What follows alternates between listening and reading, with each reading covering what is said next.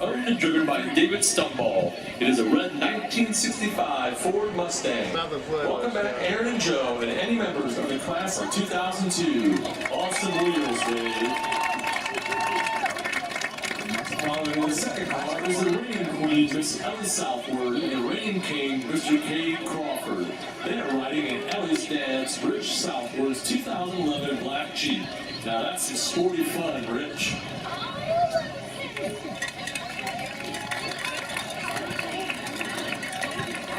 In the next car is this year's first Queen candidate, Miss Sarah Reinhardt, and King candidate, Ray Penlove. They are in Dave Fletcher's 2010 Ray Ford Shelby Mustang GT 500. That is one fun-looking classic car, Dave.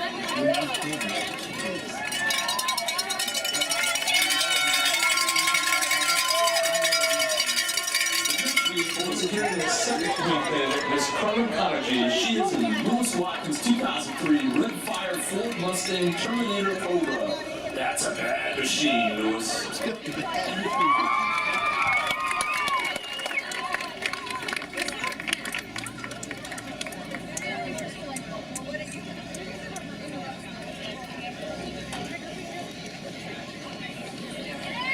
next Queen candidate is Matt Clifford. She is in Brian Wetland's Grand Crystal 2019 Jeep Wrangler Rubicon with a signature Jeep 40 license plate. I think you need some mud to play in, Ryan.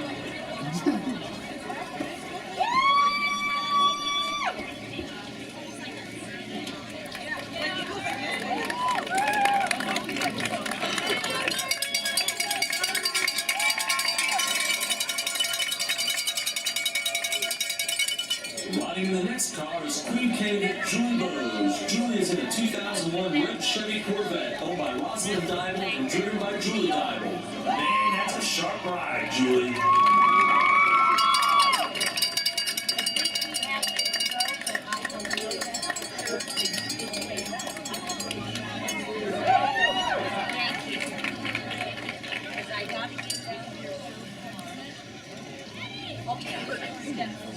In the last car, our last clean candidate, last corner.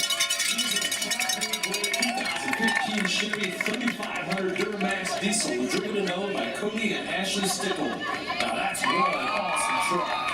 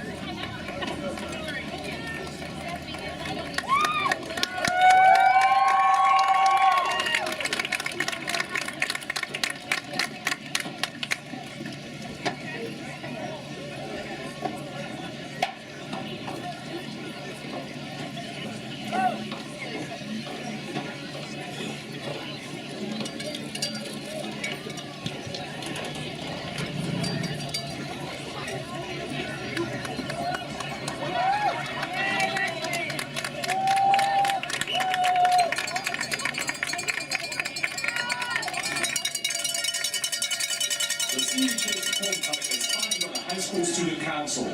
Members are Brady Penwell, Liberty Boyers, Kaylin Crawford, Jacqueline Baumbarger, Casey Parcell, Lexi Plott, Lane Barger, Tristan Cortez, Samantha Waldridge, Abby Bouchon, and Jackie Troush, Chloe Lutz Etzinger, and Kaden Hurdle. We're happy to welcome back the 2001 CHS Homecoming Queen, Erin Donaldson. She is escorted by the 2001 King Joe Klinger. Erin and her husband Josh have 3 kids, Haley, Mia, and Lillian. She graduated from Owens Community College and is currently attending Ohio University. Erin currently works as a registered nurse and clinic manager for Fresenius Kidney Care in Perrysburg. She has been caring for patients as a nurse for 16 years and loves it very much. Erin also likes to camp and spend time at the lake with her family. Her advice to students is to enjoy their youth and experience as much as they can. Ladies and gentlemen, this is Erin Kitzler. The 20-year king is Joe Klinger. He and his wife Rachel have 4 children, Lex, Ella, Jackson, and Carter. He enjoys hunting, fishing, camping, and working out. Joe is self-employed and works part-time as a police officer. He has 2 memories from school. First, the 8th grade field trip when Ray Lemley got pushed into the sewer treatment plant, and the senior FFA state convention trip with Mike Sykes. Joe was also blessed to play semi-pro football for the Lima Warriors, who won 2 national championships. He enjoys watching his kids play sports and wishes the Blue Devils good luck tonight. Please welcome 20-year king, Mr. Joe Klinger. The reigning 2020 homecoming queen is Ellie Southward. She is the daughter of Rich and Susan Southward. She is a freshman at the best university in the world, BGSU, and is majoring in psychology. Ellie hopes to become a clinical psychologist and mental health counselor. She works at the Carey Brewing Station part-time and remembers the trip to Orlando where she placed in the national DECA competition the most. She advises the high school students to make the most of every opportunity, but to remember to have fun, and of course, go blue. Ladies and gentlemen, the reigning homecoming queen, Miss Ellie Southward. The 2020 homecoming queen is Carey Crawford. He is the son of Aaron Crawford and Beth Crawford. Carey is currently attending Ohio Northern University and majoring in marketing as well as playing football for the Polar Bears. In the summer, he worked at Hard Drive ER for Sean Burgown. His best memory from high school was a snowball fight at football practice during the playoff run and nailing Coach Dyer. He wishes his former teammates good luck tonight for the rest of the season. The reigning king, Mr. Carey Crawford.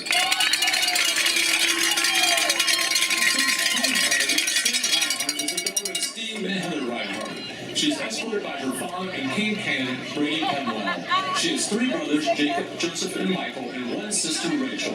Sarah is an Ohio Scholars, OLC Youth Group, FFA, and State Stoppers 4-H Club member.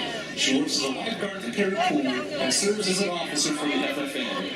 As a 4-year letterman in track and cross country, she has set the school records for the mile, 2-mile, 800, 4x800 relay, and cross country time. Along the way to the state track meet, Sarah placed 3rd in the mile and 7th in the 2-mile, and the state cross country meet was the runner-up last year and 3-time All-Ohioan. She will continue her running career at either the University of Toledo or Finley and major in exercise science with plans to pursue a doctorate in physical therapy. Sarah advises students to work hard and not to take anything for granted. It will pay off. Ladies and gentlemen, our first Queen candidate, Miss Sarah Reinhardt. The first Queen candidate is Brady Penwell. He is the son of Draylen and Kirsten Penwell. He has an older sister, Austin, and a younger brother, Cameron. Brady has been active in DECA, Team Leadership Corps, Jazz Band, Cross Country, Drama Club, Art Club, Spanish Club, OSA, Prom Committee, and is the senior class president. Outside of school, he is a 4-H and youth group member with the Parkview Assembly of God. On a part-time basis, Brady works at the coffee shop and helps process hops for Mr. Cunningham. Brady will study business management and administration at the Ohio State University with a minor in marketing. He wants to own his own business someday. Brady has served as an officer in many of the clubs he is part of and had numerous leadership appointments like Hobie and Buckeye Boys State. He wants to thank all of his family and friends for their support and wishes everyone involved in tonight's game good luck. Ladies and gentlemen, our first King candidate, Mr. Brady Penwell.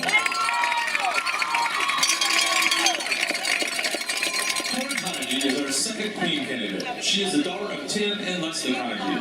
She is being escorted by her father and King candidate, Lance Woods. She has 4 siblings, Danielle, Delano, Alea, and Sophia. Carmen will be a 4-year letterman in softball and was named Honorable Mention All-League last season as a junior, as well as a 3-year player in volleyball. Carmen is an OSA, Art Club, and DECA member, as well as serving on the yearbook and prom committees. She and her family are members of St. Peter's Catholic Church. Carmen plans on getting a bachelor's degree in nursing at a yet undecided college and then becoming a prenatal nurse. Everyone, Queen candidate Miss Carmen Conergy. Queen candidate Lance Woods is the son of Scott and Tanya Woods. He has 1 brother, Gavin, and 2 sisters, Alexandra and Victoria, and a nephew, Becca. He has lettered in football, wrestling, and track. Lance's best memory was making it to the regional football game and all the good times with his teammates. He's an Ohio Scholars member and works on his family tree farm. Lance hopes to attend a yet undecided 4-year college and major in business. He would like to thank the other members of the senior class and wishes the other candidates good luck, but especially Pete Redmond. Lance will wear number 11 tonight and play linebacker and running back. Ladies and gentlemen, Mr. Lance Woods. The next Queen candidate is Maddie Cleffer. She is the daughter of Ryan and Destiny Cleffer. She has a sister, Hedley, and brother, Stryker. She is escorted by King candidate Cooper Brogdon. While at CHS, she has been active in cheerleading, softball, Team Leadership Corps, Ohio Scholars, Prom Committee, and served as a wrestlerette. Outside of school, she is on the Junior Fair Board, helps with the Cartoons program, 4-H camp, and is a 10-year member of the Carey Boys 4-H Club. Maddie works at Ace Hardware and the Carey pool as a lifeguard. She will be attending the Agricultural Technical Institute at Ohio State University to be a veterinary and pharmaceutical saleswoman in the livestock industry. Her favorite memory is the I Only Like Chicken story and haunted house hopping with her friends. She would like to wish all the class of 22 the best of luck. Folks, Miss Maddie Cleffer.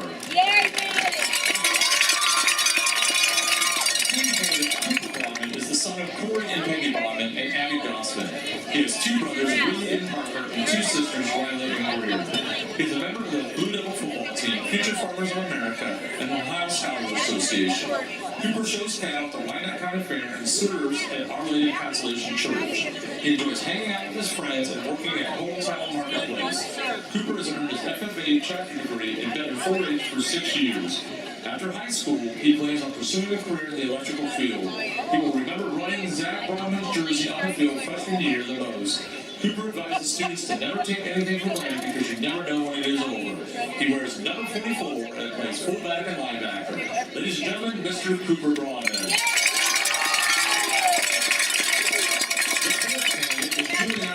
She is the daughter of Dale and Vicky Bose. She has 2 brothers, Jacob and Mitch.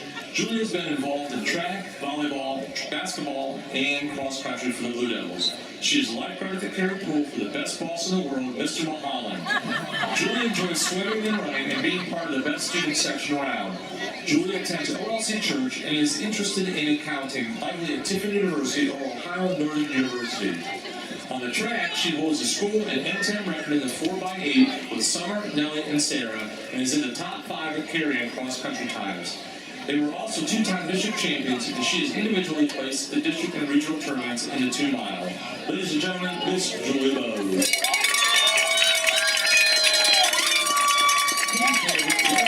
Is the son of Randy and Susie Lonsworth. He has one sister, Hannah, who was the 2018 homecoming queen. He is a member of the Ohio Scholars, FFA, and the football and basketball teams. Outside of CHS, Derek is a member of the Carey Boys 4-H Club at Our Lady of Consolation Parish, where he serves as an altar server. He plans to earn a 4-year degree in construction management at a yet undecided college.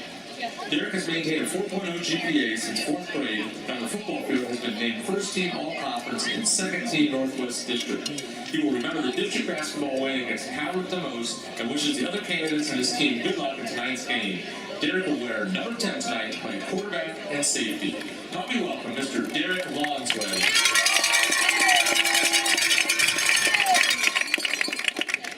The last queen candidate is Lexa Klinger. She is the daughter of Joe and Rachel Klinger. She has a sister Ella and 2 brothers Jackson and Carter. She is being escorted by Bryce Conti and her father Joe, who was a homecoming king 20 years ago.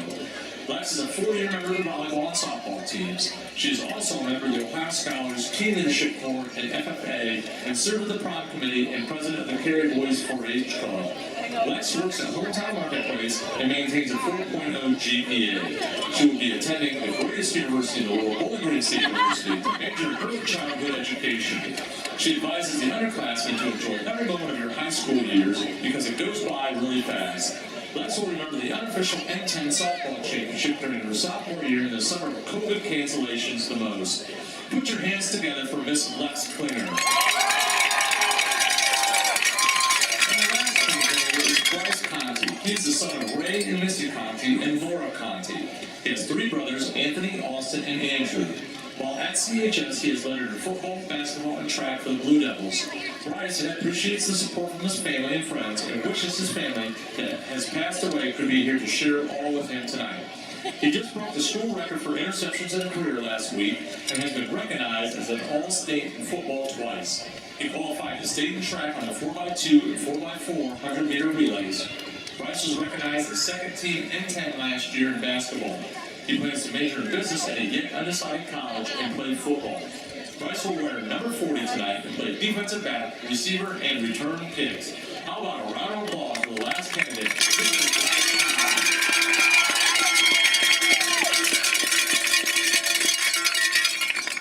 The homecoming crown has been donated in the name of the 1980 Queen, Angie Piracini. Ange was a Blue Devil through and through. She was a 4-year member of the band and cheer squad and many other school and community activities. She was the epitome of school spirit and leaves big shoes to fill. And now to name our king and queen. First, our Carey High School homecoming king, Mr. Brady Penwell.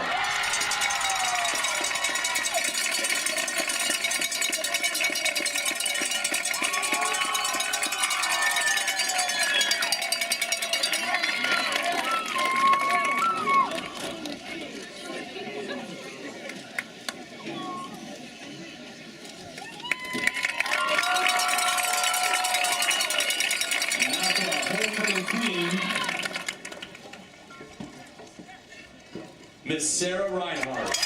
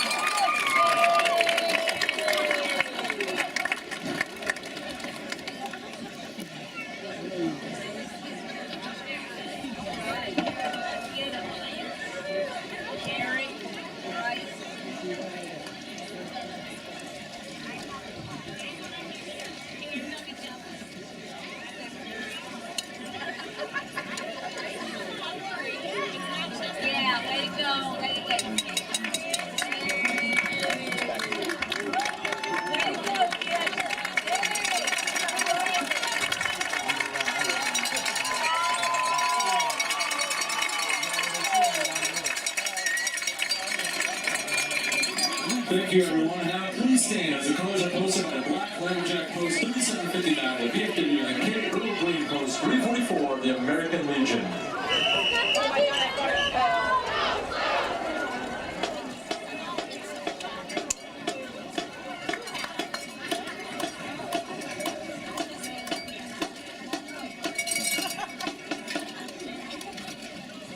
Ladies and gentlemen, let out the field by drum majors Elise Lawrence and Brady Penwell, and by majorettes Maddie Bowers, Tate Frederick, Tori Frederick, and Alice Gardner. We proudly present the 2021 Prime Carey High School Blue Devil Marching Band.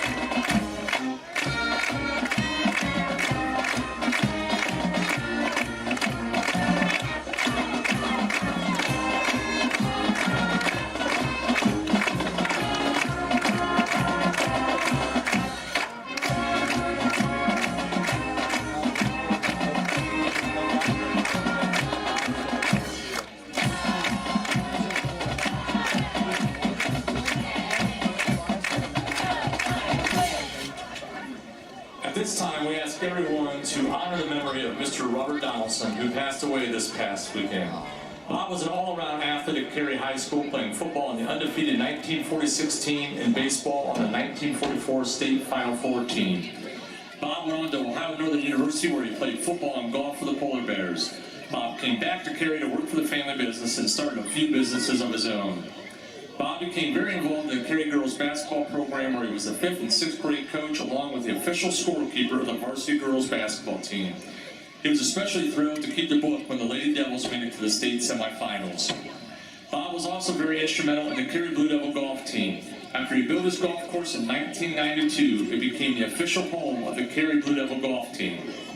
During this time, he never charged the school or any golf team member to play at his place. We will miss Bob a lot and are thankful that he touched the lives of the Carey community.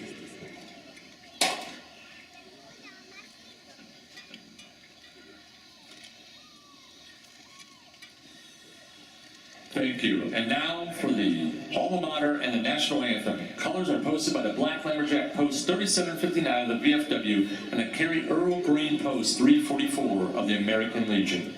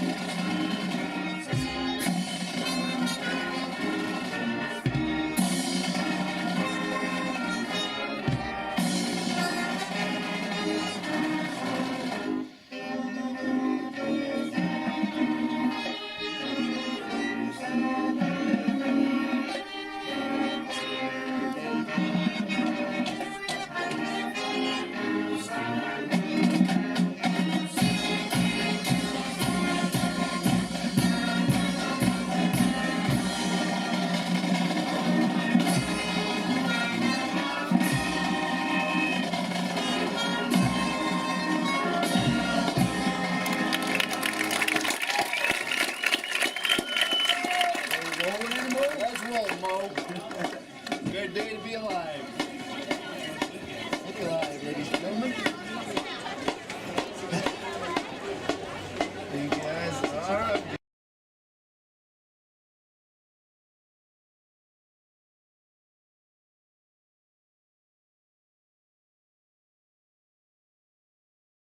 visiting Bucyrus Redmond.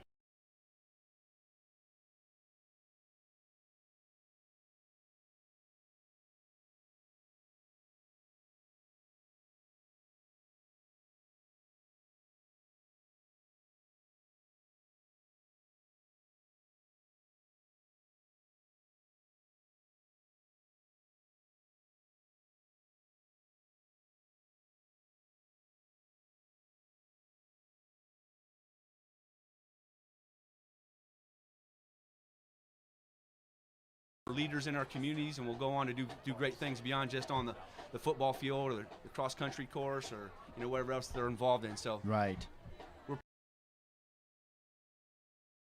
Class. So Animal, we're coming off of a little streak here, right? This is our fourth home game for us, and the Blue Devils are on a win streak here also. They're what? They're they're 4-1 right now. And, man, they've just come off a tear. I mean, ever since that opening week loss to Opal Loudon, they've beaten Galleon 35-21, Toledo Waite 51-6, Colonel Crawford 35-17, and last week a beautiful 49-14 win over the Mohawk Warriors in a rivalry game. And they've outscored their opponents 170-58 over the winning streak, which averages out to about 42 points a game while only giving up about 15. So that'll get the job done most nights. They sure will. That sounds a little bit familiar to last year. The high-octane offense, it was scoring lots of points, and a tough defense, it was giving up very few. So hopefully that recipe keeps going on for the Blue Devils tonight against the Bucyrus Redmond. Oh, yeah, absolutely. And, and I actually noticed this when I was studying the old games and stuff and kind of just watching footage. Mo, I don't want to jump the gun here. We still got a lot of football left, but this is one of the strongest Carey teams I've seen in recent memory. And I loved our teams we played in high school, but one of the biggest things I'm noticing is just they're just fluid on offense. I mean, if you want to run the ball, you can run the ball like we always do. If you want to pass it, it's not something that the guys are uncomfortable with. Because, like, when I was still in school, they would get uncomfortable with passing because we'd run all the time and we'd get forced into passing situations. But with these guys, they're definitely a three-dimensional team. So They sure are. You know, I'm sure Coach Mercerman has to be happy with how his team's coming along. You never really want to take a loss, but a lot of times when you hear, teams over the years, you get a loss, and sometimes that's good for them. Right. They don't get too big for their britches, or their heads get too big, and they stay focused, and they realize it can happen again. And then a lot of times it doesn't. So I think this is a type of Blue Devil team who could maybe run the table for the rest of the year. It's definitely not a for sure, but could run the table the rest of the year and make a little run in the playoffs like they've been doing the last couple of years. Right. I know we've got Bucyrus tonight, but the big home game, which is going to be in 3 weeks against Winford, that'll be the big N10 game. But as all coaches would want to say, the biggest game on the schedule is the next one, and right now it's the Redmond. So let's look at those Bucyrus Redmond. If you remember last year, Lucas, the Blue Devils put a 69 to nothing kind of whooping on the Redmond. I think they were a little bit down last year, but I think Coach Plumlee's got his guys going in the right direction. They've played a pretty tough schedule to this point, and right. They're scoring some points, and they got a few guys who've returned from that team. And so I don't think it's the pushover game that people may look at on paper when you look at the records and the results here so far. No, absolutely not. I mean, yes, they are 1-4 coming in. They've lost the 4 straight games after winning their opening game. They lost 54-7 against the Crestview team, which they're right up there in the top of the region with the Blue Devils. They've lost 25-0 to Northmore, 72-20 to Winford, and 41-21 to Seneca East, which that last one's got to be a positive sign of encouragement if you're a Bucyrus fan, because you're putting up 21 points against arguably one of the best teams in the league. So you're right, it won't be a pushover. For sure. The other thing I noticed is those teams that they're playing, Lucas, are undefeated, 4-1, 3-2. Right. They got to win the first week against a team that's have a rough season so far, that Mississauga Valley team. But the rest of the teams they're playing are quality teams, and like you said, they're getting some stuff done. I think Coach Plumlee wasn't happy with one of their performances, but he was happy from the interviews that I've seen with him and their performance in the last couple of weeks. And they were right in that ball game last week with Seneca East until they gave up, I think, 21 straight points there toward the end. But yeah, they were in that ball game and leading several times against a pretty nice Seneca East team. Right. So never can take opponent for granted, but the Bucyrus Redmond are in town for a nice N10 matchup night on a perfect night of 60-degree weather. It's homecoming night, so hopefully the Blue Devils can come away with the win. What do you think of the keys to victory here tonight for the Blue Devils? Well, I think the keys to the victory, I got 4 of them here, and they're pretty simple, but they're simple in principle, but hard to put into practice. It's number 1, impose your will from the get-go. I don't have all the size of the guys on the roster, but I'm looking at the Bucyrus team, and Carey definitely has a size advantage, and so to get things going, you want to impose your will from the get-go. Second, don't get complacent, because Bucyrus might be 1-4, but like you said, they hung with Seneca East, and so they could hang with Carey too if the Blue Devils let them. Number 3, dictate the flow of the game. When you're not dictating the flow of the game on defense, the defense is reactionary. The offense has more opportunities to get the job done, and so if you're getting after the quarterback on offense, you're dictating the game and doing well on the defensive side of the ball. And then the last key of the game, I think, would be, if you're getting out in front big like Carey's expected to, test the depth. See what kind of depth you have for the second stringers. Get these guys some time. Yeah, I agree with you. Control that line of scrimmage, avoid those big plays and those penalties, and dictate from the beginning. Right. What do you think the Redmond would have to do to pull this one out, Lucas?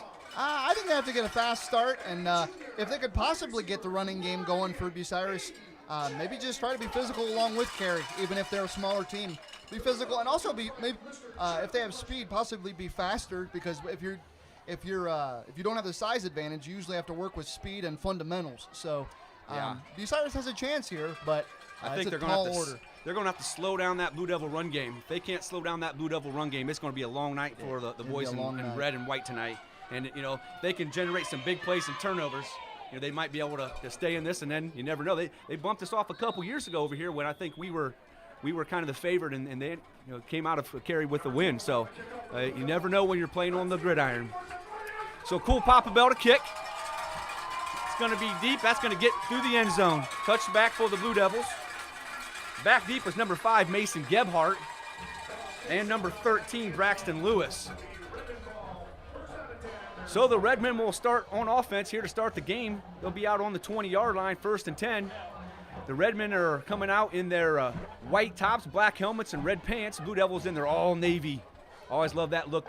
Lucas at home, the navy It's just a classic look. Nice and clean. I know Coach Steen likes that. He's a Penn State fan. Likes that nice plain Penn State white and navy and nice crisp uniforms. Looking good tonight. So they got a veteran quarterback, the Redmond do, Malachi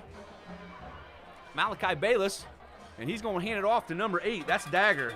Eddie Dagger's another veteran returning player for the Redmond. I think those are the 2 guys you're going to have to see get it in their hands tonight for Coach Plumley. So a gain about 3. Second down and 7 now for the Redmond. That's a better gain than most of the teams have been getting lately against the Blue Devils to start their opening drive. So right. You know, and you're talking about things to do. I know I was talking about the game in general, but maybe in this first drive, just push it as far as you think you can push it, and try to string together first downs and just simple things like that. Bayless in the backfield with Dagger. He's going to roll right. Looking for a man. He doesn't have. He's going to put one up. He's got a guy open. He's open. Yep. Number 81 with the nice catch. He's got a lot of room. This is Grady Jackson. He stumbles himself. He's going to be down. Is the ball loose? Or he's down? I think he's going to be down.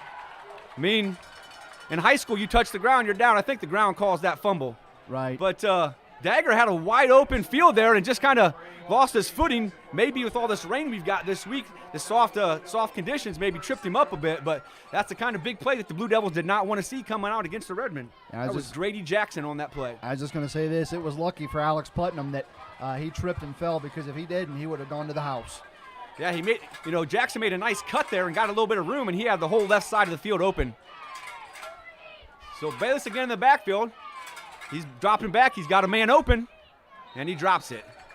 That was in and out of his hands.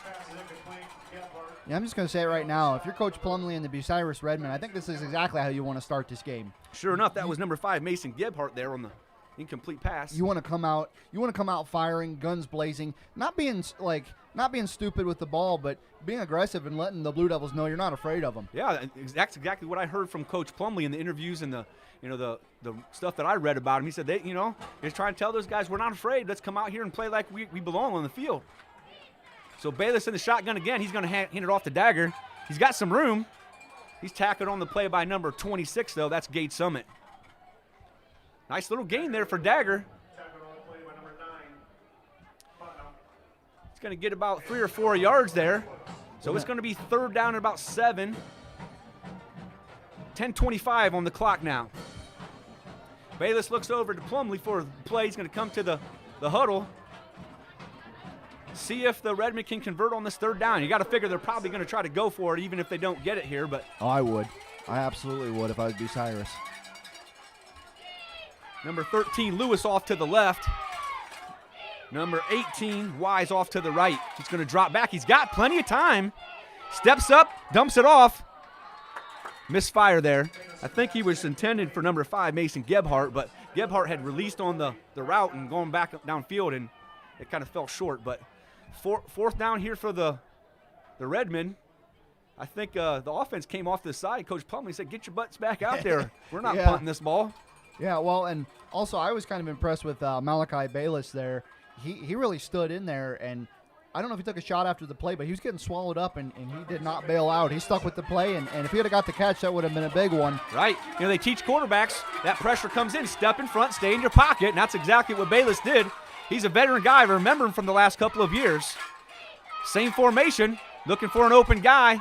Nothing doing.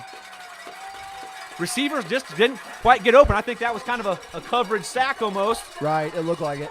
So the Redmond will turn it over on downs, and the Blue Devils will take over. But that was a nice little opening drive there for the Redmond, just kind of stalled out.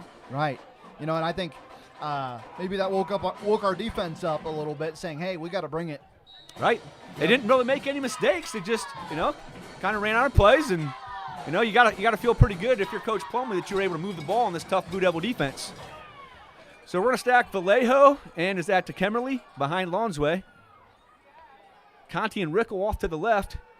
He's looking for Rickle right over the middle. It's wide open. Wow. It's got some room. Nice one. That's about a 17, 18-yard gain there for Rickle. Yep. He found the soft spot in the middle of the defense, made the catch, and then got a few more yards. Nice. Go ahead. I was just going to say, I know Merceman's done this for a couple years now. I'm still just happy we got a passing game. We're not just all running anymore.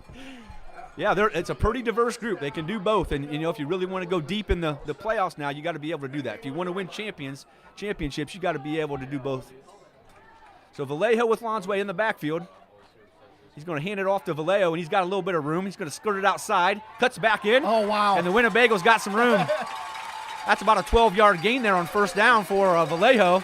And we got an injured, this might be a cramp, number 26 for the Redmen. I don't have a number 26. Might be Deskins or Clevenger, but looks like maybe he's got a cramp. He's going to try to walk it off. He'll be all right, stay in the game. Shows a little toughness there for the Redmen. For Vallejo, though, I mean, I'm still surprised at how agile and good at balance he is for a big guy. Sure is. Carmen, Vallejo, and Rickle behind Lonsway. They're going to stack it, see if the Redmen can stop it. It's Rickle. He follows Vallejo. Nice run there for Lance Rickle. You're going to get a lot of yards when you can follow the Winnebago up the middle. It's about a 7-yard gain there for Rickle. It's going to be, it's about an 8-yard gain. 2nd down and 2 then for the Blue Devils. They got their traction on this drive here so far, Lucas. Yep, the Winnebago's rolling. So 2nd down and 2. They break the huddle. It's going to be Vallejo in the backfield with Lonsway. In the shotgun, Conti, Rickle, and Woods on the right. Conti comes in motion. And he's got Lance Woods in the open. Breaks the tackle, got some room. Lance Woods is going to get just short of the end zone. Just short, yep. Nice tackle there. But Lance Woods thought he had himself a touchdown. He was almost there. I thought Lance Woods had himself a touchdown. That tackle was by number 11, Brady Rankins. But that was a perfect pass out into the flat. Yeah, that was a nice-looking play. Well drawn up, well-executed play. Only thing would have been better if Lance Woods could have got himself a touchdown there. 1st and goal as we approach 8 minutes left in this first quarter. They're going to stack them behind Lonsway. Carmen, Vallejo, and Rickle. Who's it go to, Lucas? Vallejo, bring the lumber. They're going to go to Isaac Carmen. Oh, man. First guy through. He surely had to get in. Did he get in? The whole line was moving. They're going to signal touchdown. Touchdown, yep. So good for number 49, Isaac Carmen. We could call him the baby Winnebago, maybe.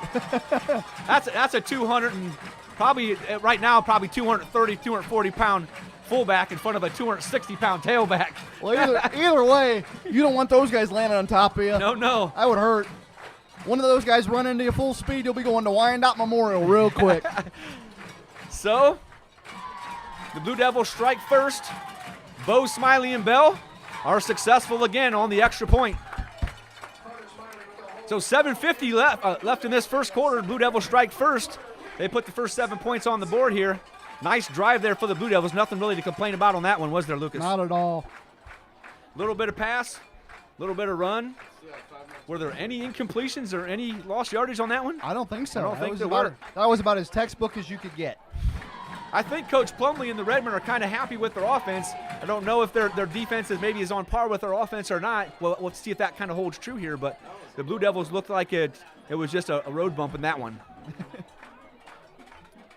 The Blue Devils are going to have the size advantage a little bit, but Bucyrus Redmen have 13 seniors, 12 guys over 200 pounds on their roster, and approaching 40 guys on their total roster. So they got some numbers coming back, and I think Coach Plumlee's going in the right direction. I know he had coached previously and come back to Bucyrus to take over the helm again. So right, and this is one of those things with public schools. I think that's just you're either, I don't want to say cursed, but you're either cursed or you're lucky because you work with what you have. Yep. You can't recruit like a Catholic school or private school. So if you're Bucyrus or Carey, you just work with what you got. And fortunately for the Blue Devils and unfortunately for the Redmen, Carey's got more talent and size right now, but that doesn't always mean everything. Yeah, and the big numbers, they always get a lot of kids out. So Bell's kick goes back through the end zone again. They're going to come out to the 20-yard line. The one thing I noticed on that kickoff coverage there, the Redmen were ready for that onside kick. So they've done their homework. They were lined up right there in the center, ready for Bell to do the squib he's done a couple of times on the year. So they're not going to get fooled in that regard. Coach Plumlee and whoever their special teams coach has got them ready for those types of plays. So that's a good sign for the Redmen. But they'll come out on their second series of the ball game. 7:50 left in the quarter. Blue Devils with that 7-0 lead. So Bayless will be in the shotgun again. Beside him is Dagger. Receiver split off to the left and right. Looks like, potentially maybe that passing game is in the – they're going to have to call a timeout here. Didn't have enough players on the field. Missing a tight end or a running back out there. Number 7, Javen Gallardo was the guy to send back out there, but I don't know if it was his mistake not being out there or someone else's, but Coach Plumlee probably doesn't want to waste that timeout on that type of situation.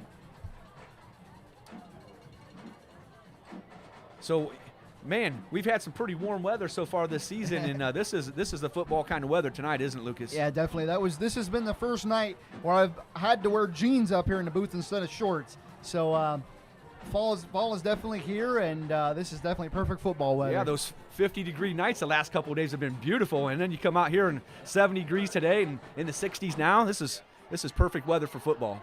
Can this just be like this all year long? Man, I wish. Although there is a place like that. It's called San Diego, California. So. I'll pass on San Diego, California. But same formation here for the Redmen. They got the right guys back now on the field, though. That tight end's off to that right side. He's going to hand it off to Dagger. Nothing doing on that play. That looked like number 71, Trenton Stahl, maybe. Yeah, he wasn't able to sell that fake. He snuffed it out from the get-go. Yeah, so I have Trenton Stahl in class, and today he got it. If you notice, he has his cast off.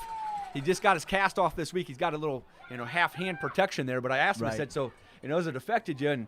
And I think he kind of denied it affected him. But I feel like we haven't seen the Trenton Stahl that was the dominant force last year on the defensive side.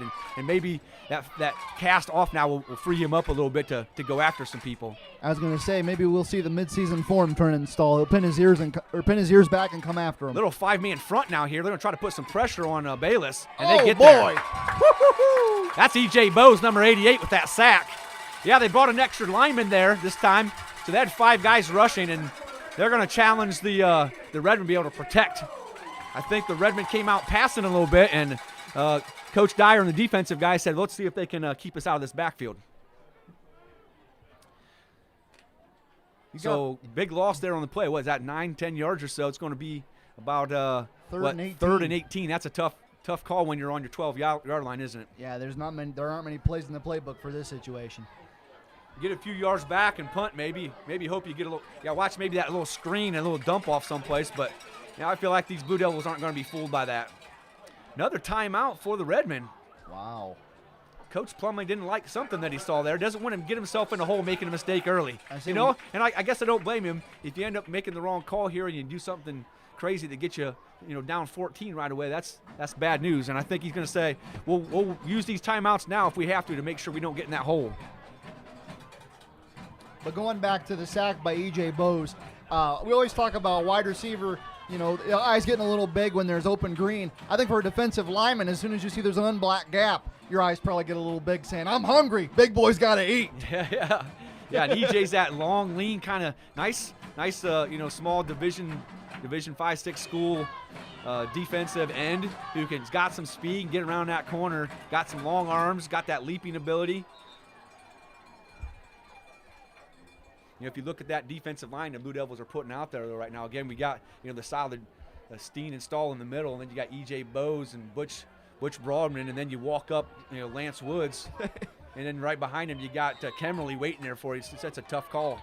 They're only going to rush 3 this time. Gets it out to, nope, no good there. His intent for number 13, Braxton Lewis. He was trying to cut it back in and see if he could, kind of catch the Blue Devils off guard there and maybe get some misdirection, but bounced right off his chest. So 4th down and 18 now for the Redmen. They're going to have to punt this one. Back deep for the Blue Devils are going to be Anthony Cool Papa Bell and Lance Rickle, number 13. Yeah, and the Blue Devils will have great field position to start with no matter where they get it. Yeah, this just seems like deja vu, but I feel like this is the spot where, last year Cade Crawford we returning one for a touchdown. Oh, man, this was like his prime territory right here. Got good protection. It's going to be a short punt, though. That's going to be great field position for the Blue Devils. That lands on the 34-yard line.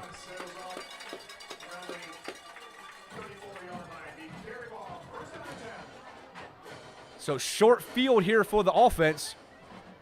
You got to feel the blood in the water now for the Blue Devils. Yeah, feeding frenzy for sure. And And the one luxury here when you feel comfortable and you got a little bit of space is you can open up the offense and, take a few risks and try a few plays you might not normally do because you're in four down territory already. Oh, yeah, absolutely. So Bell and Rickle off to the left and Vallejo in the backfield with Lonsway. And Conti right close. Winnebago has it. Sheds off the first couple of tackles and gets about 7 or 8 yards there for Jordan Vallejo. He's back in his 24 jersey. What did he wear last week? 80-something. I think it was 87. Yeah, because we made a joke about it being about him possibly being like Little Gronk or something. Yeah.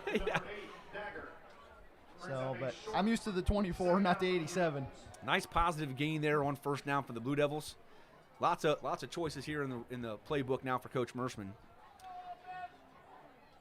We're going to stack the guys behind Lonsway. This time it's going to be Kemmerly, Vallejo, and Rickle behind Lonsway with the double tights. They're going to pitch it to. They're going to throw this. And right there's Landon Kemmerly with the catch. He's going to score. Maybe.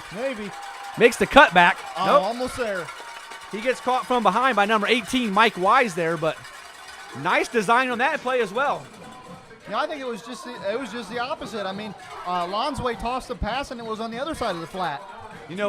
Lance Rickle is a natural quarterback, and I know would love to be in the starting spot there.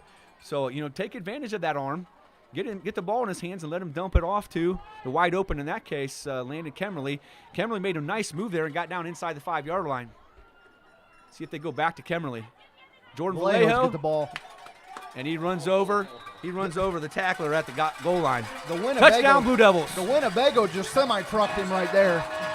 That was rough. He almost can but he's got wide open lanes there also. The offensive line is, opening the garage door for the Winnebago to park it in the end zone.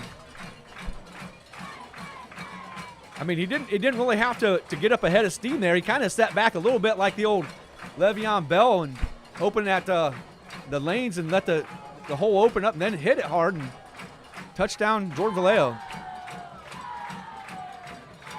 Bo Smiley and Bell good again. Continue their success on the extra point game. 14-0 Blue Devils now.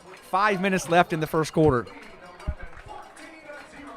Well, I'm going back to who was it, Lance Woods or it was Lance Rickle on the other play. You're talking about how he would want to be the starting quarterback, but I think with a team like this, with a team this selfless and that's doing this well, I think what he'd tell you if you asked him is, I don't care, put me where I can play and help this team win. Oh, yeah, Lance Rickle is definitely a game type of kid, man. Smart kid, he knows the game real well.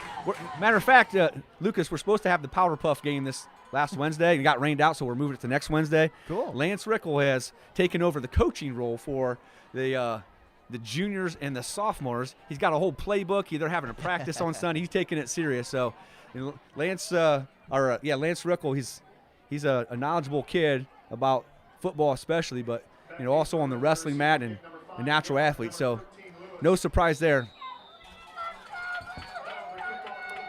So Bell to kickoff.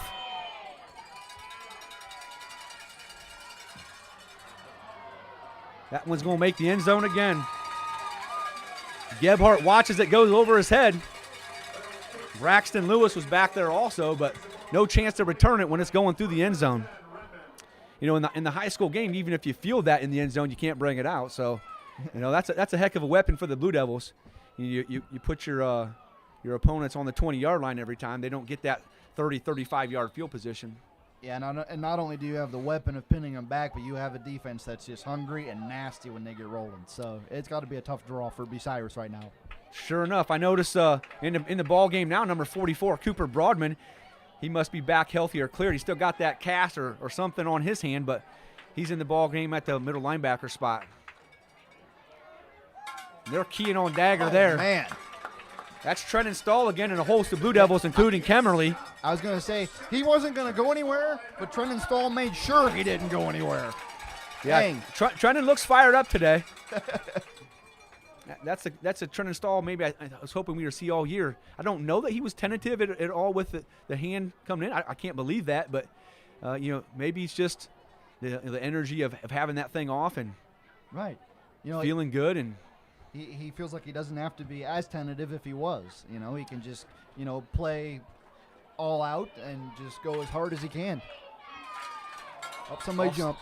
I think that's an offsides on the Blue Devils. Yeah, it looks like it's on the Blue Devils. Yep. Nice hard count there from Malachi Bayless. Made him jump off. So, good job there on his part. You try to teach your quarterbacks to do those kind of things. Coach Plumlee got his quarterback doing the right thing. Clock winds. 4:18 left in this first quarter still. Blue Devils on top 14-0. Bayless hands it off to Dagger, and he's going to run to the brick wall. I see Cooper Broadman in that pile, and Landon Kemmerly and Drew Steen and Butch Broadman and a whole host of Blue Devils in on that play. That's a lot of beef. So it's 3rd down and 5 now for the Redmen. They're going to have to try to convert here, or this could go the whole wrong way for the Redmen real quick. Yep, 3rd and 5 from the 25. They had a little momentum going that first drive. See if they can convert on a tough third down here. If they don't, probably going to punt foot to the Blue Devils, and that offense gets it back in their hands. So Bayless in the shotgun again. He's got an open receiver. Pass in the flat. That's number 7, Javan Gallardo. Nice Yep. pitch and catch there. He rolled out. Nice pass there from Bayless right on him, and well-executed play. 1st down for the Redmen. And they tell you as a quarterback, or they teach the quarterbacks to set their feet and throw. He made a nice throw on the run right there. Yeah, he had time. I think the Blue Devils went back to that 3-man front on the defensive line, and it's given the Redmen some time. And I feel like you don't want to give Bayless and Dagger time, because those are returning guys for the Redmen who had some pretty good seasons. Oh, they'll burn you if you let them. The play clock's going to run out here on them. It's going to be a penalty. Yep, delay Taking game. too long to get to play. Coach Plumlee's yelling, you can't sit there in the huddle. Oh, They no. must not be used to that the play clock, because we have play clocks in our end zones here, and I don't think Bayless even realized they're down there. Well, and also, Plumlee only has, I think, 1 timeout left. He obviously doesn't want to burn another one. Yeah, I mean, we want that in case you really need it to score some points. So back it up 5 yards. 1st down and 15 now for the Redmen. Going to pitch it out Nice to pitch. Dagger. He cuts it back in. He's going to get a few of those yards back from that penalty, but still going to be behind the 10-yard markers there. And I think in a situation like this where you're already behind the 8 ball, at least on this drive, you really want to focus on making it 3rd and manageable, because if it's 3rd and long against this defense, you're in trouble.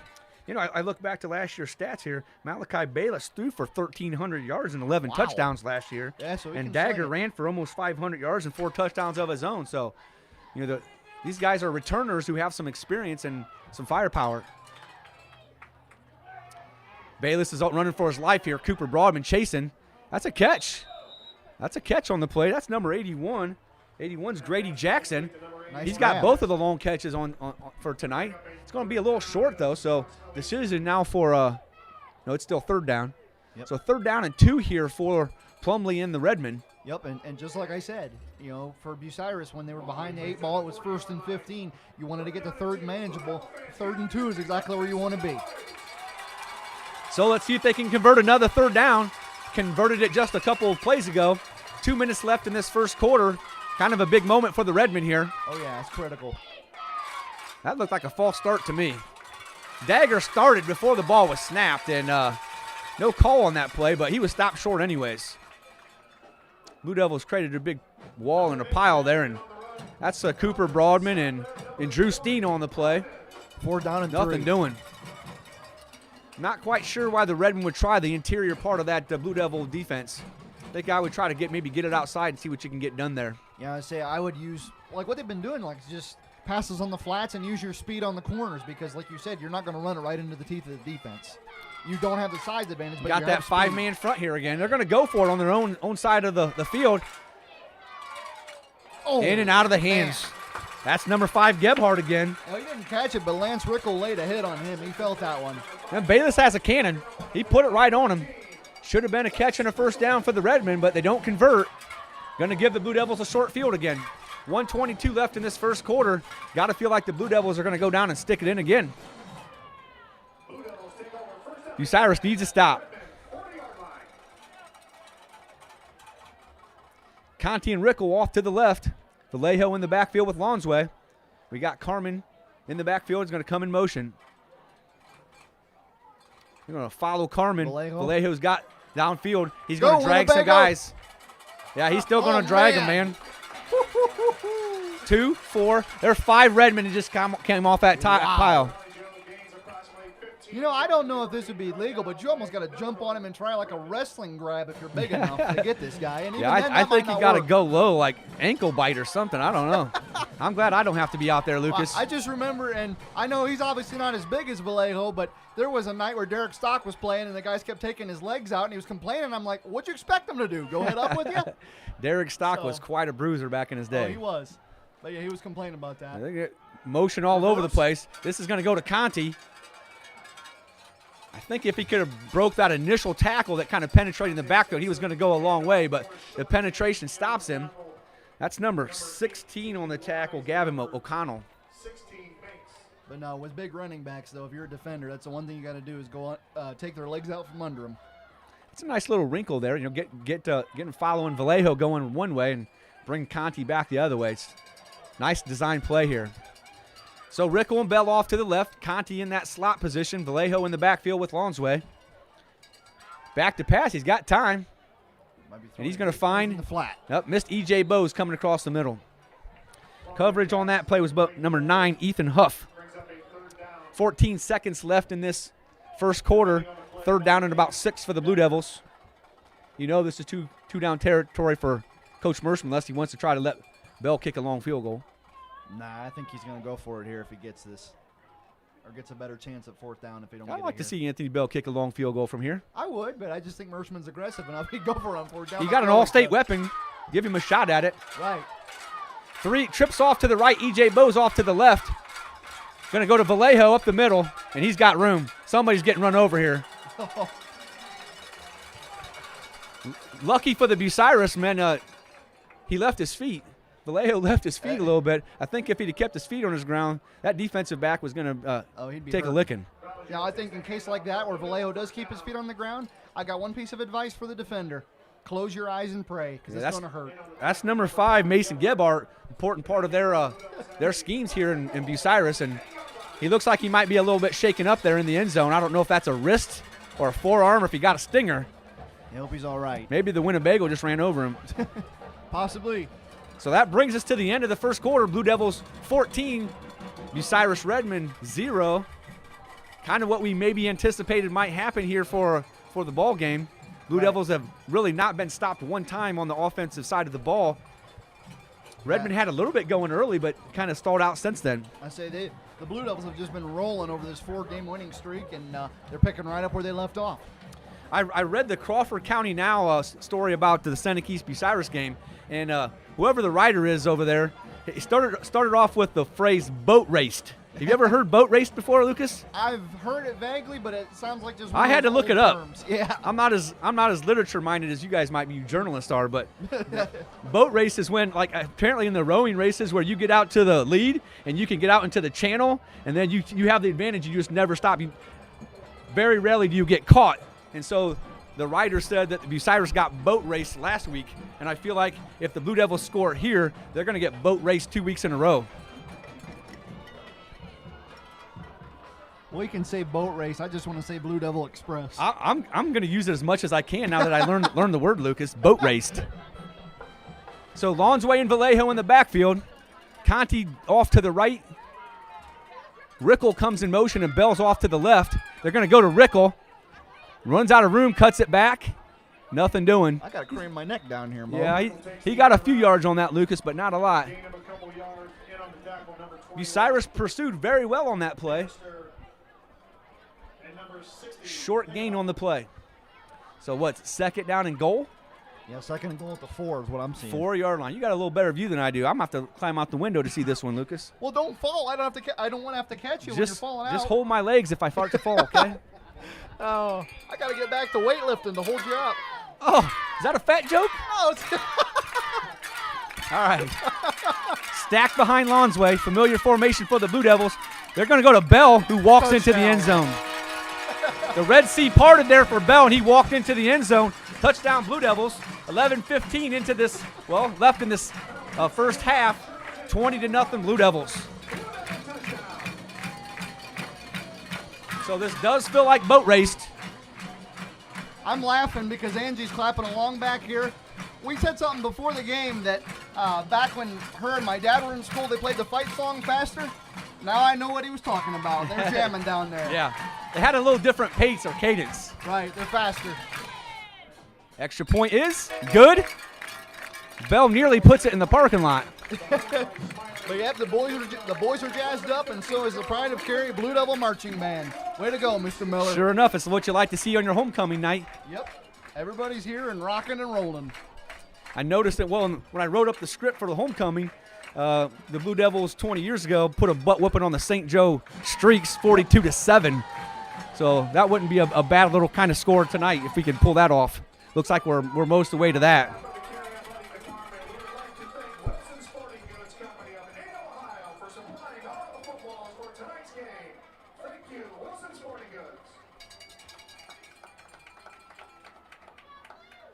Well, the Redmen are going to have to come up with something different. They're going to have to make some changes here, try to make some adjustments, see if they can come up with something to get some yards going and keep the ball out of the Blue Devil offense. I was going to say they got to come up with something fast. We're on the running clock rule here pretty quick. And Judy Hartley. Please pick up your winnings up here at the booth. Thank you. This is just a beautiful late September night here in Carey, and there's nothing better. Bucyrus ready for the potential onside. Not going to happen. So they spread out to their normal kickoff return coverage unit. Bell's going to kick it off to Gebhardt. See if it gets to the end zone. Makes the end zone, luckily there. Underrated weapon. Underrated weapon. That was Mason Gebhardt way back deep there, and it gets into the end zone. Luckily, kind of hit at about maybe the four or so yard line. With crazy football, sometimes like to take a funky bounce on those. I'm going to say, though, I don't know how often their guys are going to get to touch a kick return because we got a booming kicker. He didn't look like he wanted to touch that one. No, absolutely not.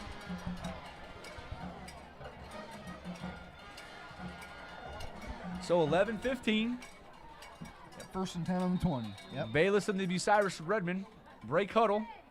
They're going to have two guys on each, three guys off to the left and two guys off to the right. They're going to try to spread us out here, see if they can find some receivers. No one in the backfield with Bayless. Got a little bit of time. That ball is complete to number 81, Jackson again. Tackled by Bell right away. Short gain on the play.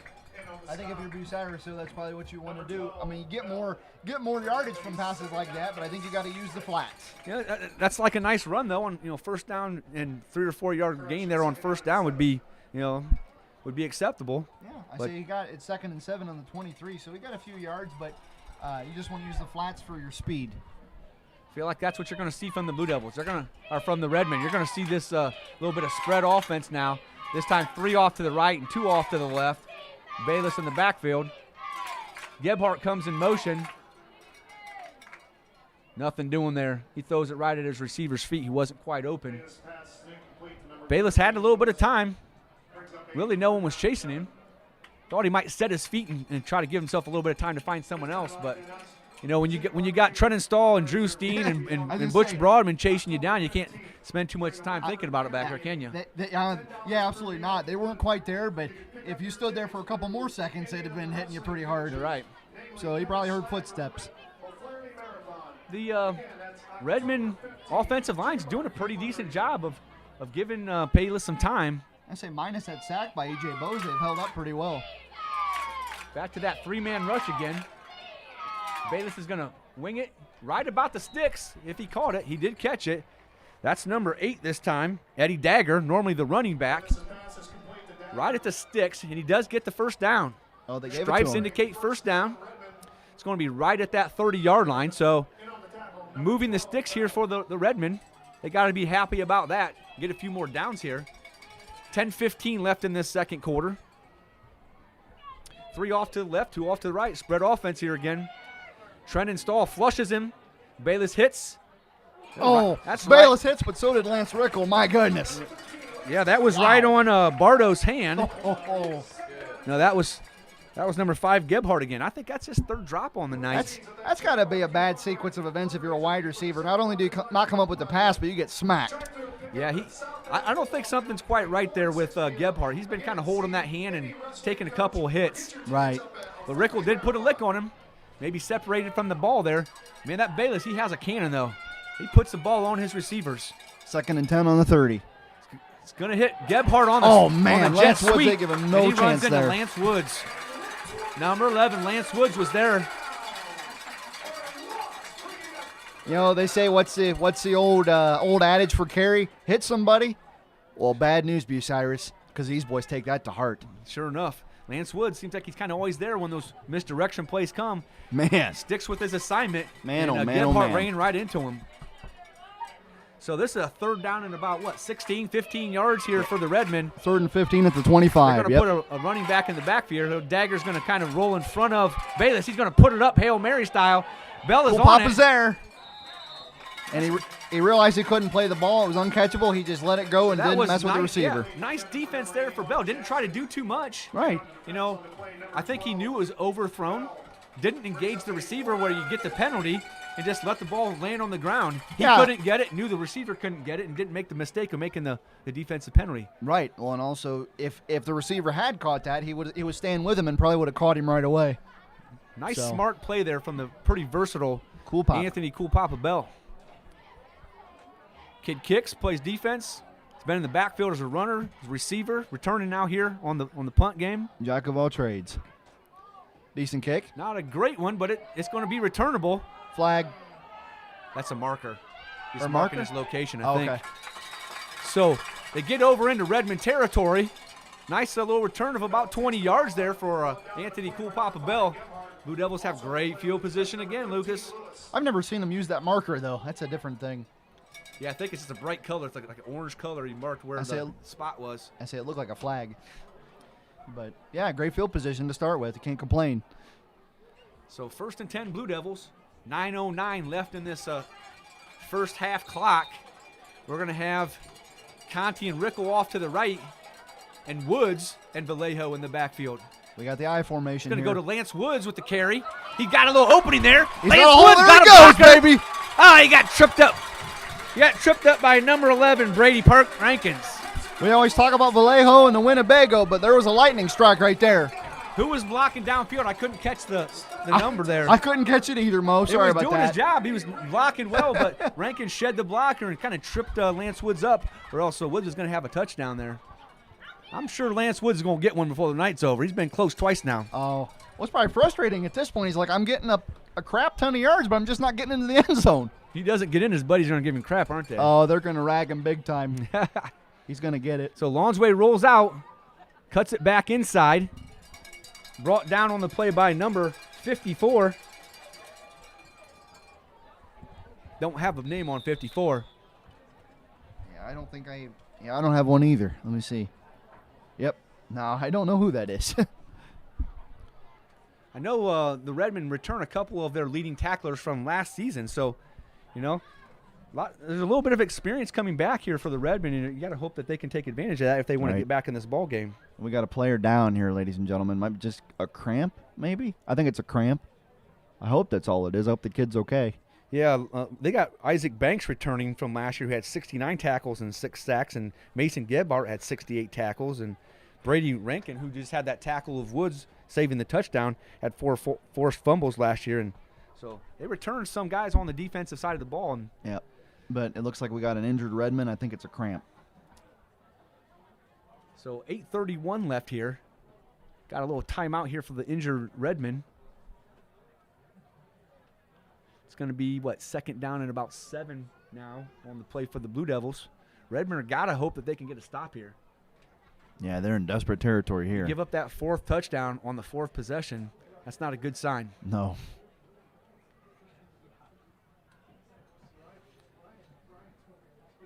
He's sitting up, so that's a good sign. Let's hope he can walk off under his own power when he gets up.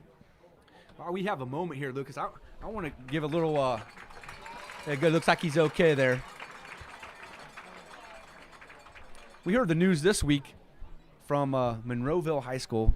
we have a teen leadership corps class here at Carey High School, and so does Monroeville. Monroeville, a couple weeks ago, crowned a homecoming queen. Her name was Delaney Giles. And unfortunately, the following week, she was in a car accident and did not survive. So our hearts go out to all the folks over there at Monroeville and the Eagles. We kind of send them a card and well wishes, and hope everything, that they stay strong and stay behind each other in that tough time. But it seems like she was a great young lady there, Delaney Giles from Monroeville High School. Right. Absolutely tragic when something like that happens. Our hearts go out to them. Yeah, it puts everything in perspective, doesn't it? Right. So bell goes in motion. Kind of mess each other up on that play. Oh, man. I don't know if that was supposed to be anywhere. jet sweep or what that was, but something didn't go right on that play. Yeah, Cool Papa got caught. I think there was some miscommunication there. Something was just off. They didn't talk after that. Yeah, so Lonsway pats himself on the chest, and that's on me. So a little loss on the play there, but 3rd down and 13, 2-down territory, of course, here for the Blue Devils. Oh, yeah. I guess, unless, again, Coach Merschman wants to let him kick a long field goal. I was going to say, if he doesn't get much yards on this play, maybe you will see Cool Papa kick one. And again, it's an underrated weapon to have a great kicker. Vallejo in the backfield with Lonsway. Lonsway's going to go back to pass. Got him open over the middle. Oh, pick. Oh, interception, yep. The cornerback just jumped the route perfectly. Gebhardt with the pick right at the end zone. Not sure what happened there on the play. Looked like they had 2 guys open. Looked like E.J. Bowes and Rickle maybe were open on that play, but Bucyrus got the stop they needed. Couldn't connect. Got the turnover there. That's the kind of thing that the Redmen need if they're going to want to get back in this ball game. But you're talking about Gebhardt playing like it was a little tentative, like he was hurt. Sure didn't look hurt on that play. Sure enough. So 7:25 left in this half. Redmen get the turnover. We're going to bring it out to, the 11 or so yard line. So their back's against the wall, but at least they didn't give up the touchdown there. Yep. Blue Devils need to get a stop and get the ball back. Those are the kind of positive things you're looking for if you're Coach Plumlee in the Redmen. Yep, if you can get the critical plays to go your way and also do well fundamentally, that's a good start to the comeback. Dagger in the backfield with Bayless. He's going to hand it off to Dagger. Got a little bit of a seam, but that seam closes very quickly. There's eight Blue Devils there on that tackle. That was a defensive rugby scrum right there. Yeah, the only guys who weren't in on that tackle were the guys over here on the right covering receivers. So 2nd down and 10 here for the Redmen. 7:04 and winding down here.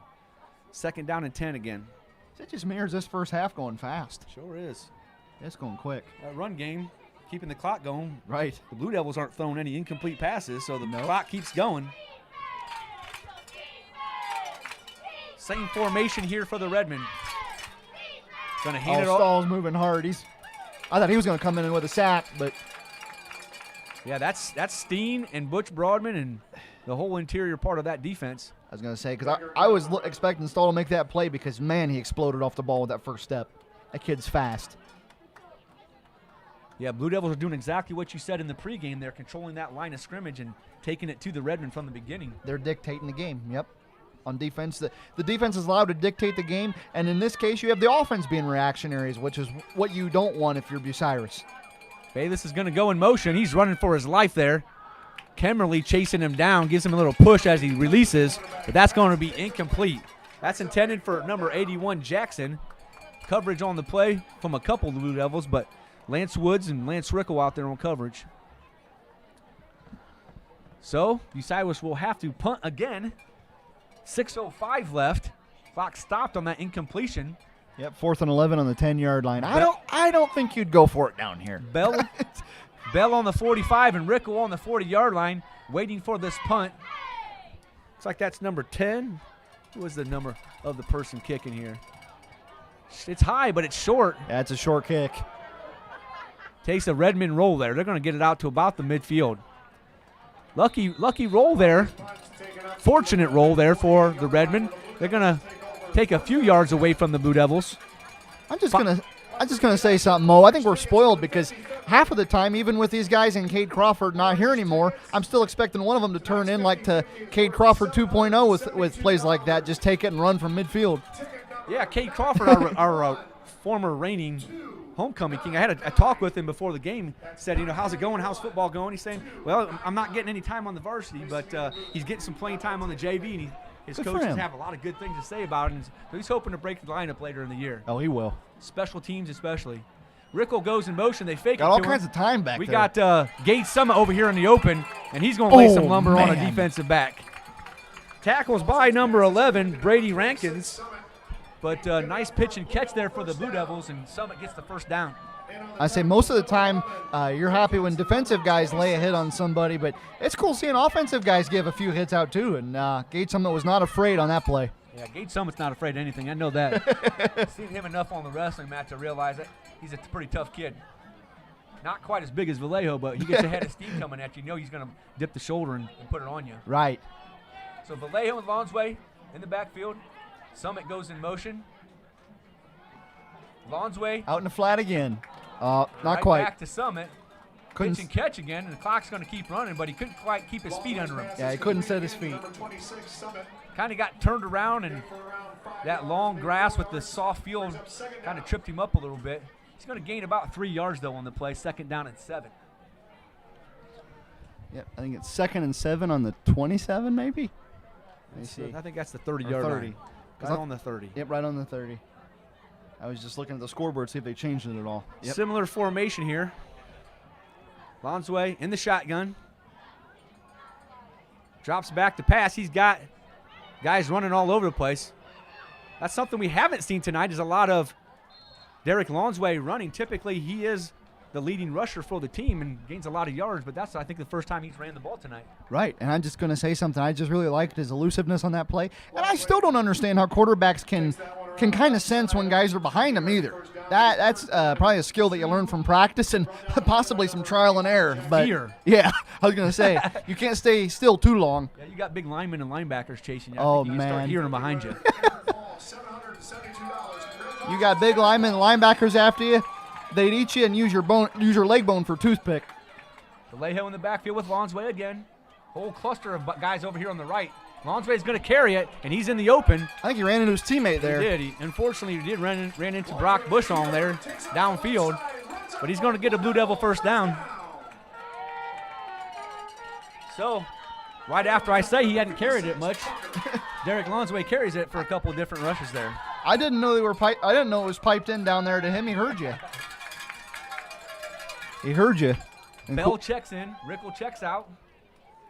First down and 10 for the Blue Devils. Now inside the 15-yard line. Blue Devils knocking on the door again. So this is their 5th possession. Scored on the previous 4. No, this is their 6th one. Haven't scored on the 1.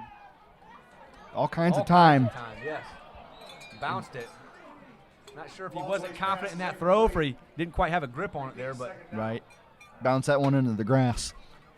Conti was standing in the end zone. Had some defenders fairly close, but kind of open there.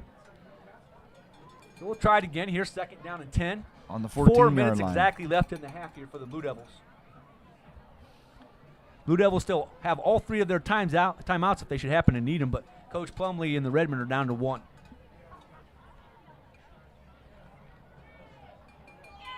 Break huddle. Similar formation here. Lonsway's going to have to hurry. Under 3 here now. Snaps the ball as the clock runs out on the play clock. Winnebago has the ball. He's going to get in the end zone. A beautiful Touchdown, Blue Devils. textbook.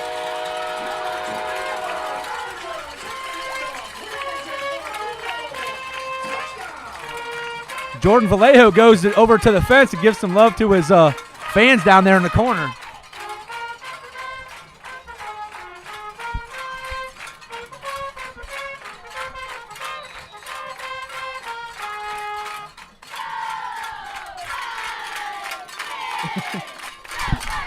Oh, wow, Mo, you about lost your microphone there. He was trying to give the Kick is good. Extra point is good there for the Blue Devils. he was trying to give the audience a listen down there and lost his mic. 3:54 left. Blue Devils 28. Redmond 0. Oh, if The only boat race continues. if only you guys could see this at home. That was wonderful. I stuck the mic out the window to try to get some of the crowd noise here. And nearly dropped it on him. It almost looked like when Lucas had the bug attack him. Right. Just as long as just the mic went and you didn't go with it. But Well, again, make sure you grab my feet if I go out. Or do I need to tie something around my waist here? I would tie something around your waist just in case. Oh, man. It's a blast being up here every week.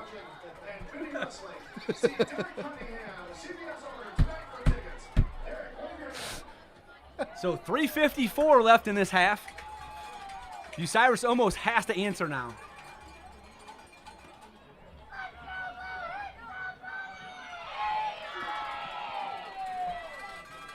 Flag's pretty still here. Not much of a win tonight. Cool Papa Bell has put all the kicks through the end zone, though, tonight for touchbacks. Yeah, it's about as calm as you can get win-wise out here. And that looks like it's destined for the end zone again. Nope. Oh, not quite. He hit the afterburners there. Gebhardt received it about the 5-yard line. If he hadn't got caught, he had a seam. He had a clear route. Someone grabbed a hold of him. Number 26, Gage Summit on the tackle. That's according to Dino. I didn't see who got him, but Dino claimed that was Gage Summit. I know he came out of that pile, so probably pretty good call there. So let's see what the Redmen can do. They're right at the 20-yard line, right where they would have been had they let the ball go through the end zone, but 3:48 left. Dagger in the backfield with Bayless. Trips off to the left and a single receiver off to the right. They're going to go to Dagger. Nothing doing. Try to get that clock to run a little bit. You don't want to give it back to the Blue Devils again. Coach Merschman still has those 3 timeouts in his back pocket, and you know he'll use them. Oh, yeah. You know, if they get the ball back, you know he's going to try to score another one.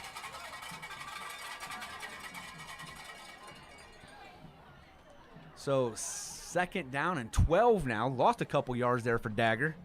That defensive penetration for the Blue Devils has been a factor here after that first possession. Got time to throw. Pick. Intercepted, He threw a pick yep. right to number 13, Lance Rickle. Nice interception. Number 7, Gavin Gallardo fell down, but that pass was right to Rickle.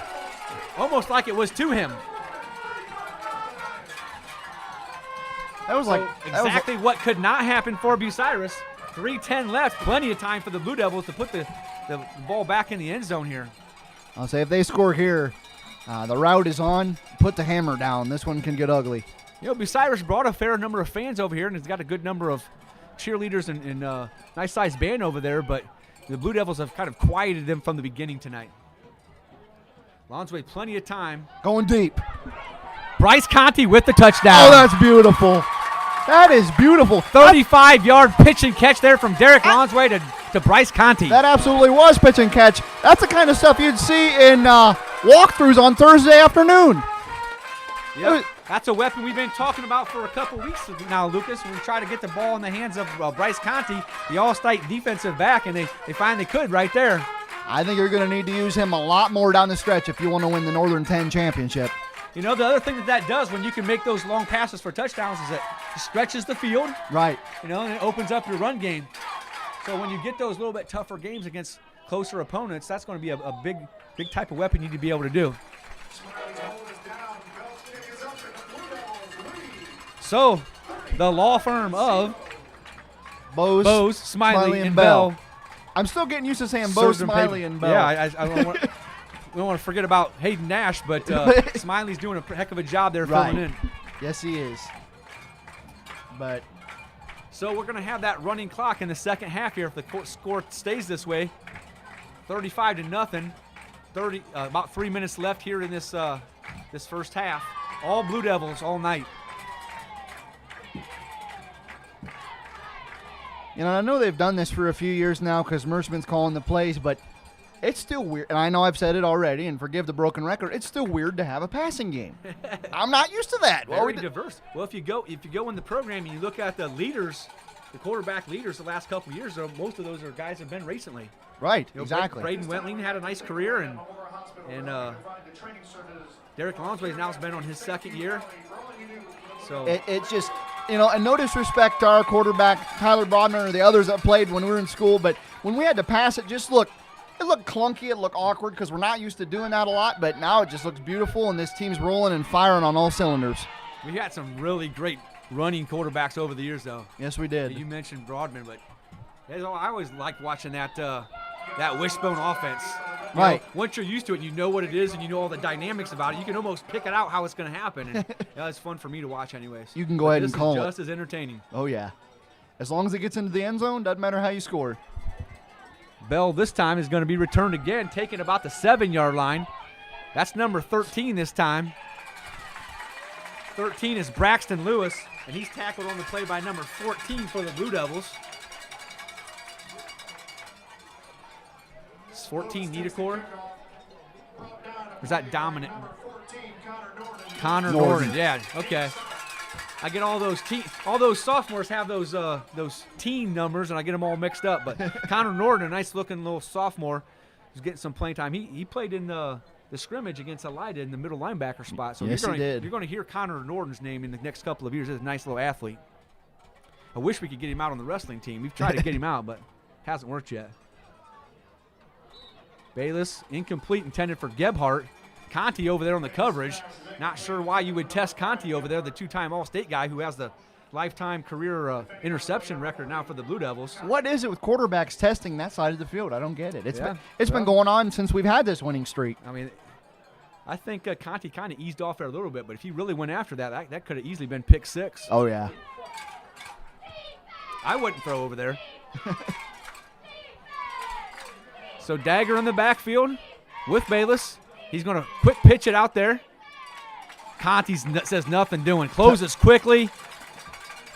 Textbook tackle. The catch is made, but Conti closed quick and kept the gain to very short. Maybe a 1-yard gain there.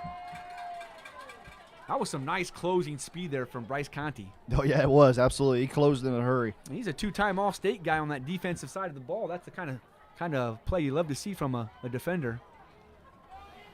So trips off to the left, single receiver off to the right, Dagger in the backfield with Bayless. Lance Woods is all. Oh, they caught. Oh, no.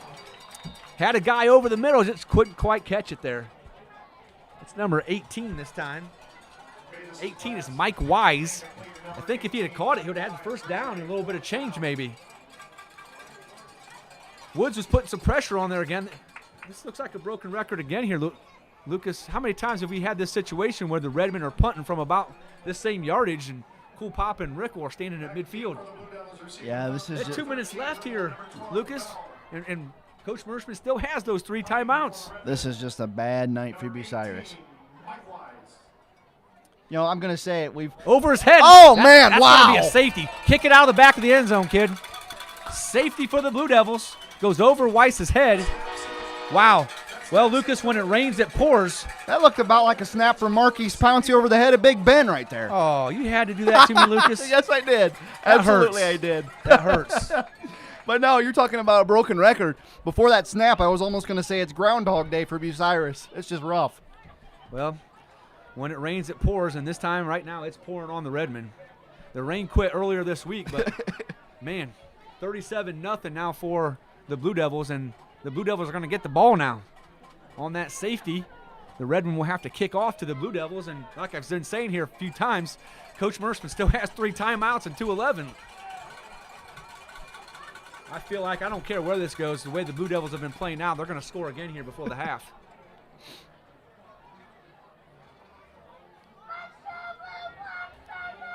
So Conti and Bell back on the 30-yard line. The Redmen choose to kick it off instead of punting, which I think is probably a good choice. This looks like Mason Gebhardt to kick.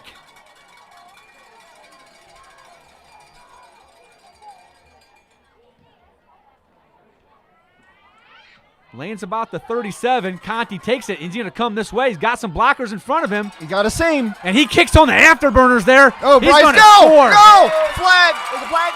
No flags. I thought there was a flag. No flags. Down at the 6-yard line there, but wow. Bryce Conti saw that hole, and he kicked in the afterburners there. He could taste it. That was beautiful. Although the thing is, on these big plays, our guys always seem to get stopped right before the end zone. Yeah. We're going to have somebody Well, make a full whoever run. that safety way back on the coverage for the Redmen's doing their job. So inside 2 minutes, Mercer's probably not going to need those 3 timeouts, but No. it looks like the Blue Devils are going to score again here unless the Redmen can come up with a turnover. Man, oh man, oh man. Yeah, Bryce Conti found another gear on that play. I wish I had that kind of speed. So right down here in front of us, Lucas, is Cade Crawford. He's probably saying, man, I remember doing that. Except for I got in the end zone. oh, harsh. Guys, Jordan Vallejo. I would say that probably made Crawford smile. Touchdown, Jordan Vallejo. Carries a couple Redmen into the end zone. Just ease the Winnebago into the parking A lot. similar formula here for the Blue Devils. So 1:53 left. Man, if the Redmen get the ball back, you just take victory formation and stop the bleeding here? I guess. I don't know. You can't give the ball back to the Blue Devils again. Man, oh, man, oh, man. 3 timeouts in 1:53. I don't care where they're at on the field. You got 3 timeouts. You got Got a timeout got offense like this, and they're just rolling. You don't want to give them anything. right. So the extra point's good again. 44-0 Blue Devils. 1:53 left in the half. That's got to be tough playing in the white and red tonight, but you got to find some positives here. Got to keep fighting. I'm sure Coach Plumlee's not going to give up, not going to let his guys give up. They're going to try to look for some positives here in the second half and in this last 1:53 of the first half. I think they knew coming in they're going to be a little bit outmatched, but I don't think they expected 44-0 at the half. No, and especially with how they started. They started great, even if they didn't score. They were moving the ball at will, and it just kind of fizzled out, and we haven't seen it come back since. Yeah, that first drive for the Redmen is about all the positives they've had so far. They have not stopped the Blue Devil offense at all, except the turnover down in the red zone. Oh boy.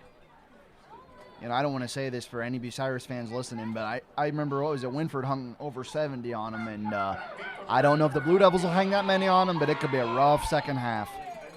Yeah, and the problem is you put reserve players in there. We've got some pretty darn good reserve players that are going to be hungry to score. Yeah, because they don't really see action. They don't normally see action. Yeah, I'm telling you, we got a pretty good JV squad and freshman squad, and those guys are hungry to get in there.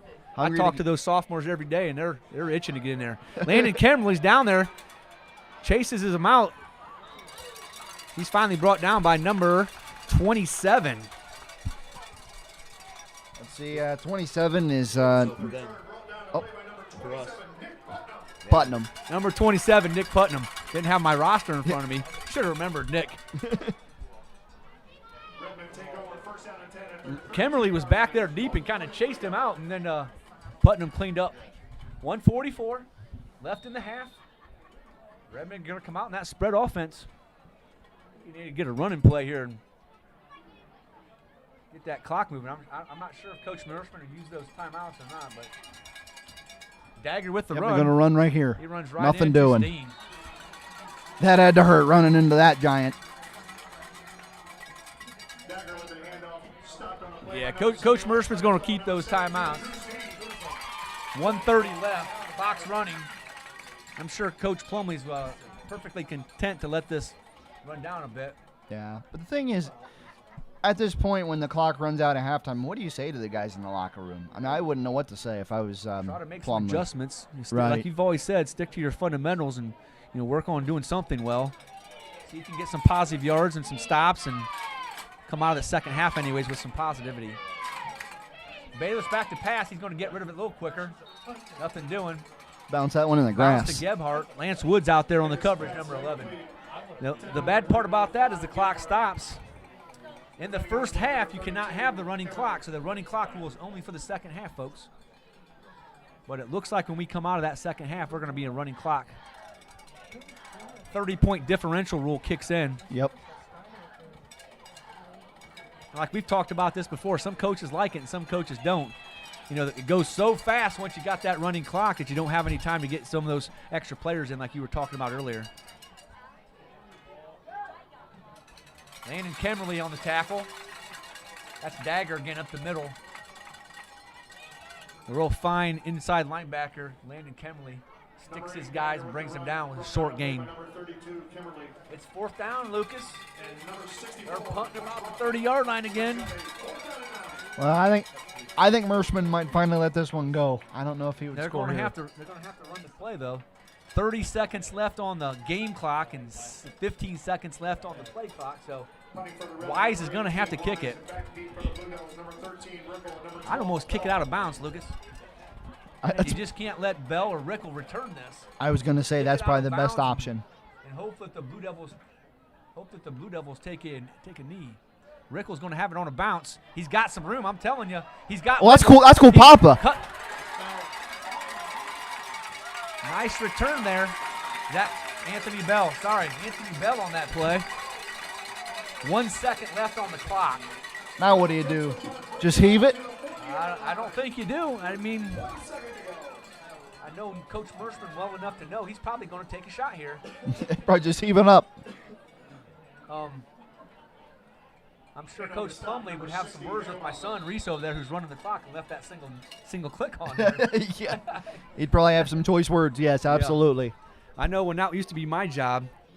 One time I stopped the clock with like tenths of a second on there, and Blue Devils kicked a field goal against Fremont St. Joe, and their coach was Mike Cool, and I know Mike from coaching also. And Mike, we got room here. Rickle's got some room here. He's going to cut it back. He's going to get some good yardage here, and he's finally brought down by number 18. That's Mike Wise to save a potential another touchdown with 1 second on the clock. But back to my story, Blue Devils kicked a field goal.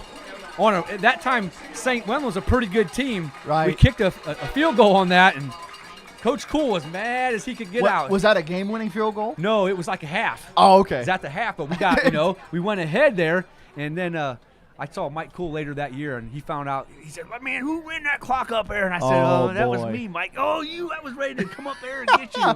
Well, you're lucky it wasn't a game-winning field goal, or you'd have security getting out Oh, of yeah. there. Jeez. Mike Cool's a good guy, but I think probably when it's your team on the line, he probably would have been pretty intense there. But yep, running the clock's is a tough job, that's for sure. Tough job and a thankless job, just like the officials. Yeah, they only notice you when it goes bad. Yep. Yep. If you're doing your job, you're invisible. So we'll turn it over to the Bucyrus band. We got another visiting band here this week, and then Coach or Mr. Phil Miller will take over with the Pride of Carey, and we'll come back after they're finished here in about 15 minutes. See you in a little while, Bye. folks. Tonight's halftime show features the leading ladies of the rock and pop entertainment industry. This empowerment anthem from Katy Perry's 2010 Teenage Dream album was nominated for 3 MTV Awards. The marching women are going to ignite the light with fireworks. Fastball down the middle. I had to hit that. He died. He's laughing.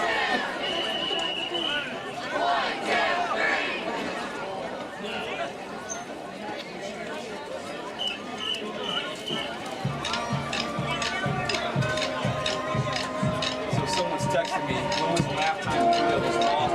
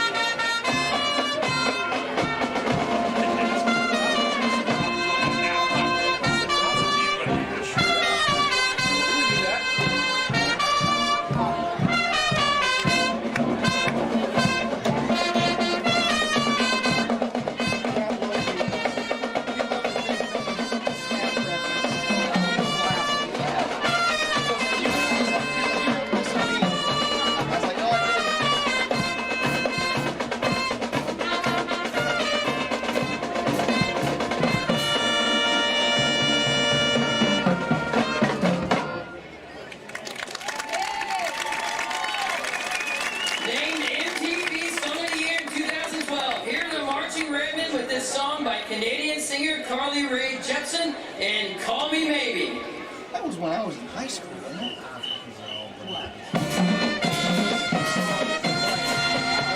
High school hits or early college or something. I was younger then. Probably what, late teens, early 20s when this came out? That song made me go,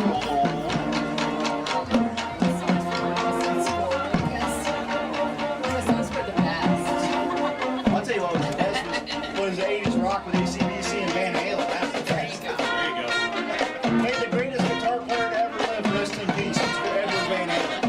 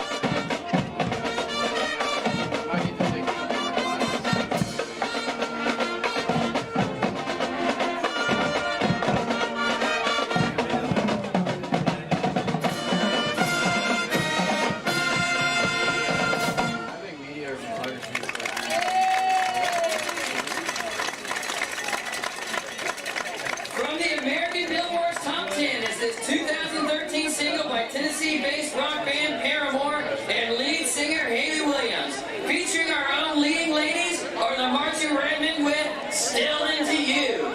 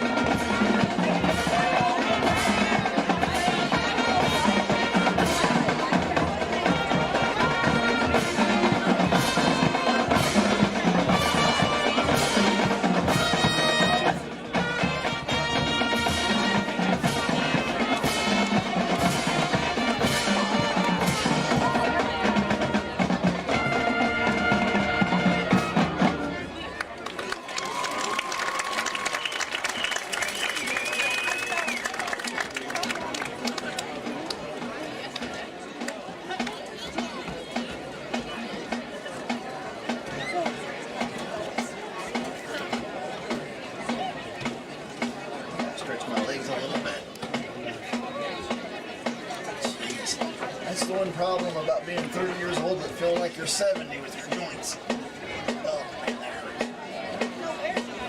Hopefully they invent what they call flying levitating chairs by the time I get to be older.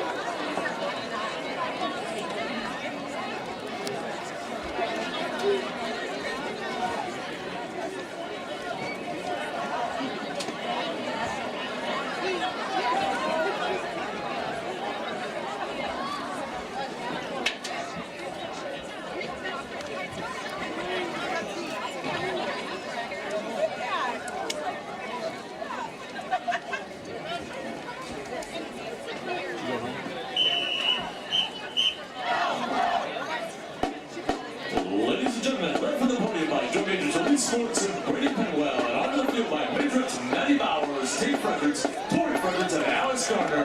We proudly present the 2021 Pride of Carey, the Carey High School Blue Devil Marching Band.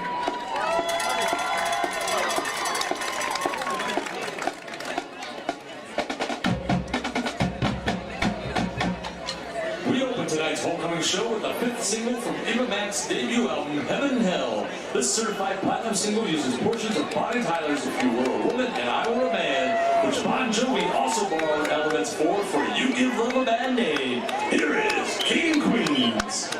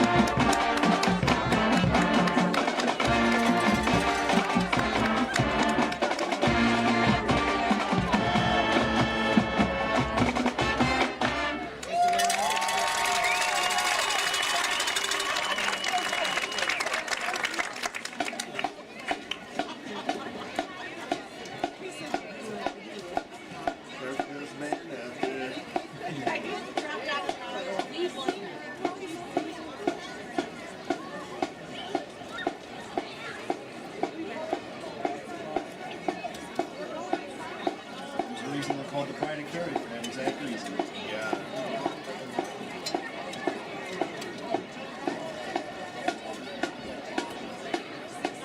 I'd be able to walk around with our money when you've been, but I could not march and drum at the same time. I take some. Our pride and enthusiasm truly make Friday nights at Carey High School an exciting place to be. The Carey High School homecoming tradition, which was first performed 42 years ago, we proudly present the incomparable Script Carey.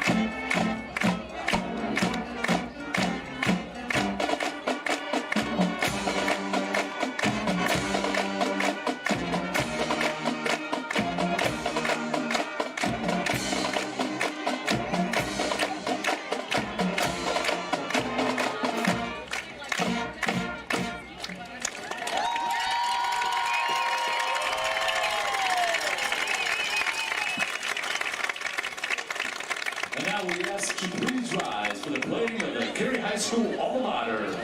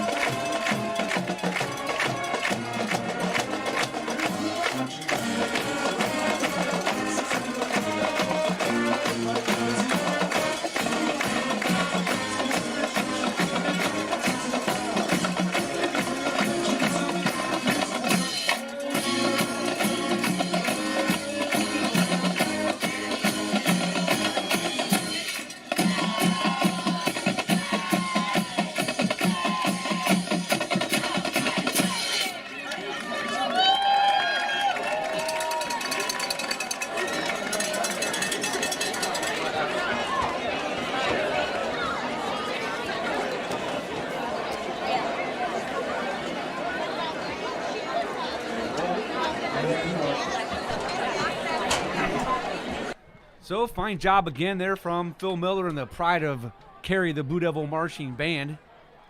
Nice to also see the visiting band here from Bucyrus. Right. So, Lucas, all Blue Devils in that first half, 44-0. Bucyrus Redmond have quite a mountain to climb here in the second half that they hope to get back in this.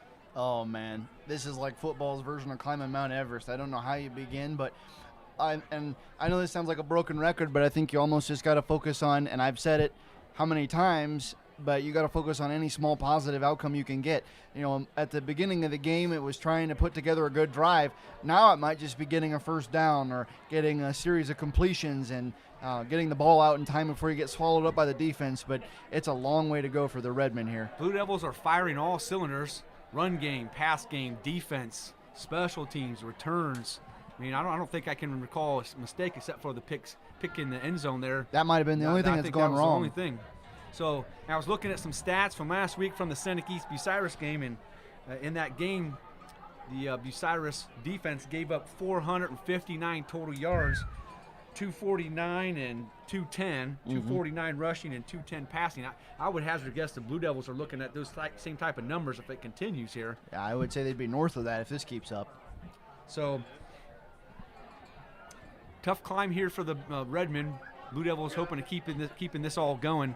I'm sure we're going to see some different jerseys here in the second half here, Lucas, because I'm sure some of those young kids are getting anxious to get in the ball game. But you know, as typically happens, you're going to probably see those first teamers for a couple of series, and then that clock runs quickly, and then you go from there. Right, and in this case, and I don't want to count Bucyrus out, but I'd say this one's pretty well in the bag. And if you're Coach Merschman, the main thing you're worried about is, I think, at Seneca East next week, you're trying to keep your weapons healthy for a road game that's a huge road game in the Northern 10 Conference. So usually we get to this time, Lucas, I try to bust out my history lesson. So I thought we'd do a little history lesson.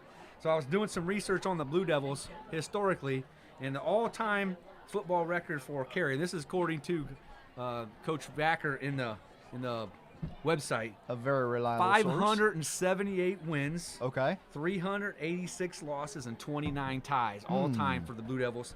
I think it's since 1910. Yeah, that's going back a ways. Yeah, it's a pretty good chunk of change there. So, right. 600 wins there, almost 600 wins. Right. 22 coaches over that whole time. Yeah, that works. Last losing season, 2015, and then before that 2005, and before that 1998. So it seems like about maybe once a decade or less. Right. The Blue Devils have a losing season, and all of those losing seasons were 4-6. Right. Well, and the other thing is too, and I've told this to friends that aren't Careyites, but I've told this to friends at Kent and at Findlay who aren't from Carey. When we talk about football and stuff, and we're proud of our program and stuff, but the unspoken rule around here is you go 7-3 or better most years and compete for a playoff spot, and if you don't, it's not a good thing around here. Yeah, I mean, the other thing you always try to do is you always want to get your picture on the wall. So if you're 5-5 Yeah. or better, you get your picture on the wall. If you're below that, it's kind of a disappointment. And I think the Blue Devils are on track to definitely at least be that picture on the wall, and maybe a little note at the bottom. If you go in the field house, the notes on the bottom for the league titles and the tournament runs and stuff like that are also kind of a source of pride for folks around here too. Definitely, and I know among some of the last memories I had before I graduated high school, it was kind of nice when we came back into that field house and it said, and I wish it would have been an outright title, St. Joe. Gosh dang it, I'm still sore about that. but we come back into the field house, I think the next week or something for a wrap up of the year, and it was kind of cool to see the MAL co-champion picture with me and my classmates in there. So it was pretty neat. Yeah, pretty cool. So the other history lesson, if you heard the pregame stuff, Mr. Cole took a moment of silence for Mr. Bobby Donaldson. Right. Bobby Donaldson is a sports icon around here. He's in the Ohio Northern Sports Hall of Fame. He's in the Wyandotte County Hall of Fame. He was a great football player way back in the day when you're wearing leather on your helmet instead of this plastic or composite they got going now. Fantastic golfer. Played on the 1944 state baseball team. And anybody who's ever met or been around Bobby Donaldson knows he was just the salt of the earth, great guy, cared everything about Carey sports and Carey community, and he'll be sorely missed around here. My son Brett works for Bobby out at the golf course, and they would kind of do anything for each other, and anytime you went out there, Bobby was like, hey, how you doing? And my son played golf out there, and as Mr. Cole said, Bobby Donaldson never charged any kid a dime to golf out there at the golf course. And so, sorely missed, but the memories of Bobby Donaldson, I think, are going to be cherished for a lot of folks for a lot of years. And I know, for me, definitely will miss Bobby Donaldson. So right, and our condolences go out to his family and friends.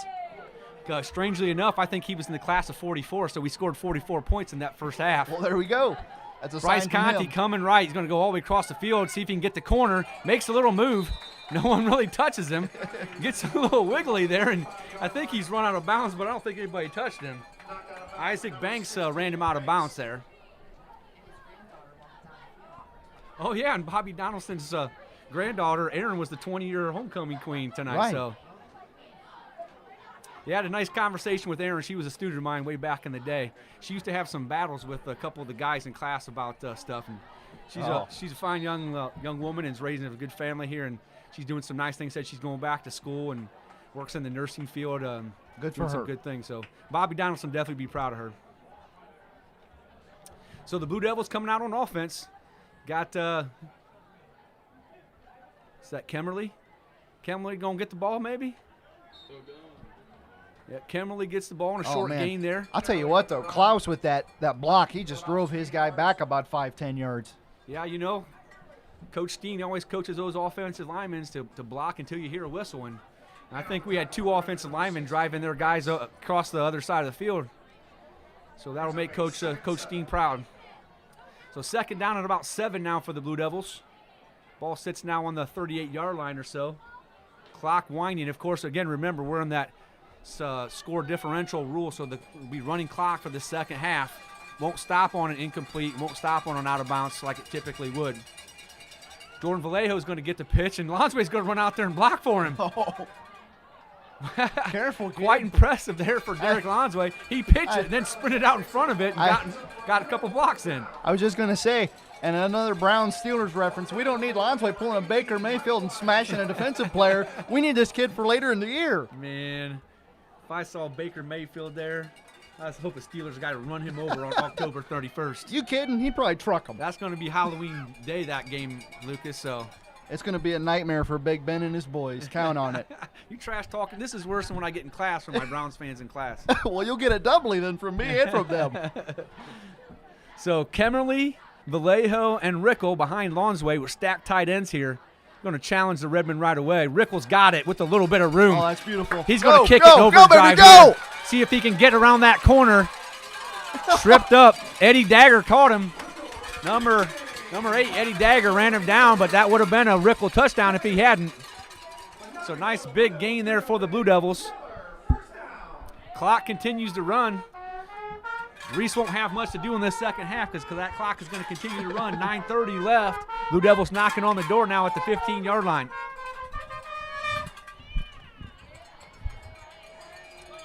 So Rickle checks out after that long run. Cool Papa Bell checks in.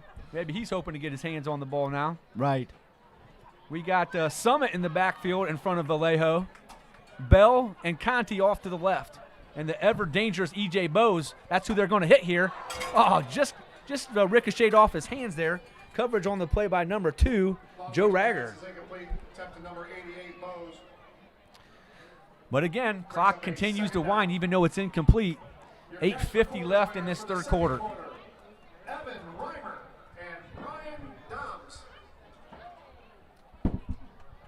So second down and 10. Ball still sitting on the 15-yard line. They're going to stack Summit, Vallejo, and Rickle behind Lonsway and go with that double tight end look. I still wouldn't mind seeing you releasing E.J. Bowes and hit him in that corner. Vallejo pitches to Rickle. It's going to be a race to the corner. Rickle gives him the stiff arm, cuts in, and he's going to get inside. He's going to get in for the touchdown there, isn't he? He won that battle and scores. He's just got those natural moves for a running back. Right. Nice hard stiff arm, cut it back, and then found the end zone. Nice run there for Lance Rickle. You know, he's got that elusiveness and toughness, or the power and toughness of a Carey running back, but he's just also elusive too. You go into space with him, go one-on-one, he'll juke you out of your shoes. So this is Summer Fredericks down there and Pam Ferguson with the old lady. Oh, I shouldn't use that word, right? The alumni, alumni band down here. Here at Carey, the band takes the third quarter off, so our alumni bust out their trumpets and do a little playing. I was going to say, careful with that and careful you don't drop the mic. We don't need that. Hopefully they didn't hear that because I'm going to get it now, aren't I? Yes, you I just are. used the word old lady. Might have to be your bodyguard or run interference to get you out of here. Pam Ferguson's in my class, so that's class of 90, and she's probably older than me just in calendar years because I'm young, but Summer's younger than me, so I'm going to be in a lot of trouble probably when this gets heard. Somebody bleep that out. Maybe Mr. Ryder can cut that out for me.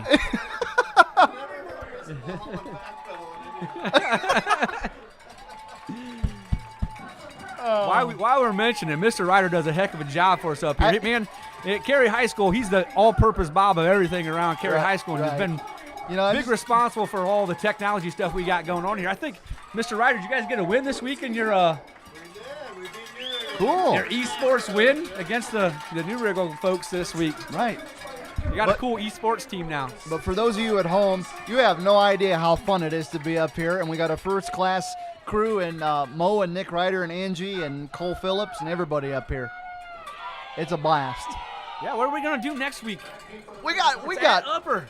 Well, we can sneak over there in their booth. Is it Upper or Seneca East next week? Oh, I'm don't not know. sure. Let me I see. think it's Upper. It's Upper because we're gonna still play our Powder Puff game next week, and it's Upper. Okay. Well, is that Mason Gebhardt maybe with the return there? He gets a few extra yards, but then he's finally run out of bounds. Is that Gage Summit again? No, that's number 42. That's Ethan Bretz. Ethan Bretz, who was a pretty successful special teams guy last year. He's in on that tackle. But going back to what we'll do, I have no clue what I'll do. I'll be literally a caged pacing animal for 2 or 3 weeks. I'm not sure if we'll go over there. I'll have to stay home. I don't know. Jeez. Well, if it's the Upper game, it should be at least on the radio, and it might be on Score Stream, You know what we can do? This would be weird, Lucas. We could just come up here and stand in the booth and pretend we're at Upper. Yeah. Yeah, just watch the game and call it while we're watching it or listen to it. Well, heck, that's what the Browns crew, or Jim Donovan and Doug Deacon, that's what they did for Pittsburgh when they couldn't go to the game. Nice. So, pass is intended for Wise. Bass has a cannon, and I think these receivers aren't catching it, but he put it on them. So incomplete there. Clock still runs because of the the score differential rule. Second down and 10 for the Redmen.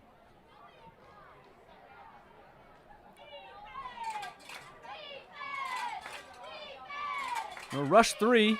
E.J. Bowes, he gets caught there. Nice block off the edge. Couldn't quite make it around the edge, though. I think that was Dagger again. Number 9, Alex Putt, and then number 32, Landon Kemmerly in the tackle.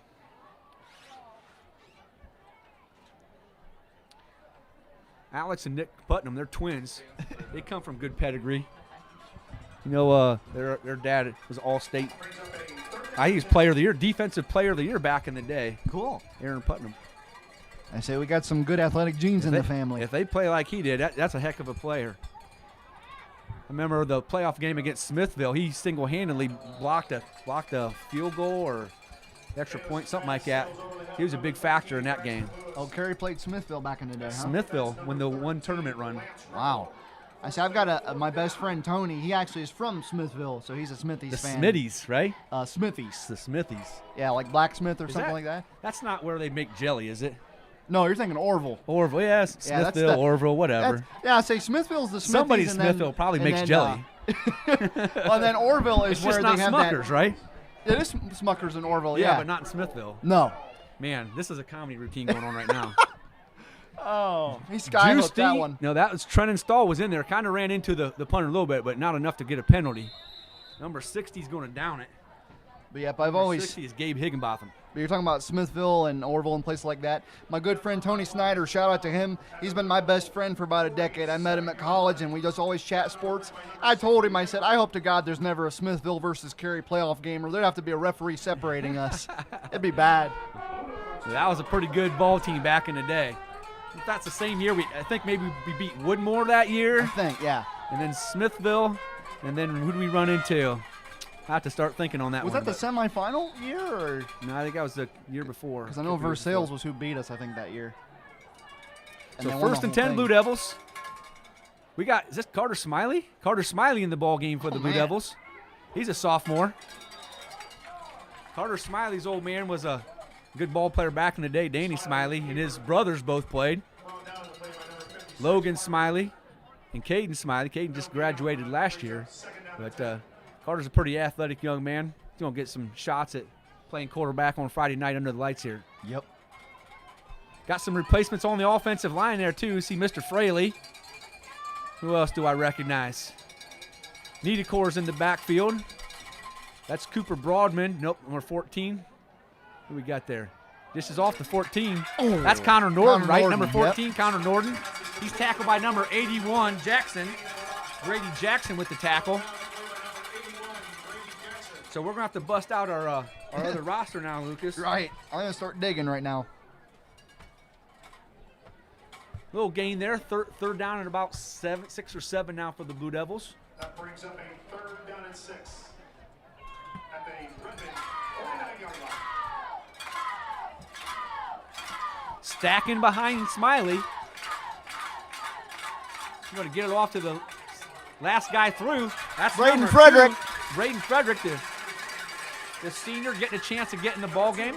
He had some quality carries last year when he got in. He's also a young man who tried the wrestling last year and had a little bit of success, and hopefully comes back out for Coach Pratt. Gains a first down there, though, for Frederick. That's a nice run there. Yeah, I think we got a whole new crew out there now. This is the second teamers now for the Blue Devils.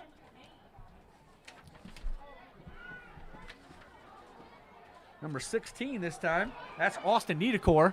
Austin Niederkor scored a touchdown last year in a varsity game. Number 16, Austin Niederkor, the handoff. No gain on the play. No gain. He's going to maybe lose a little bit. It's going to be still 2nd down and 10 or 11 now. And I was definitely looking over the schedule. You're right. It is upper next week, so we got the chance to be crowned kings of Wyandotte County after next week. Yeah, we used to do that little Tarhee trophy thing. It kind of fizzled out. But I wonder why they did away with You that. definitely want to beat both of your county rivals. Right. You know, and that's interesting because Upper beat Mohawk, and so whoever wins this game is going to get that bragging rights. Little high to Smiley. He's going to run it here. Oh, got a little bit of room. Carter Smiley spins it off. Did he get a face mask there? No Nice flags run was there. Nice run there for Carter Smiley.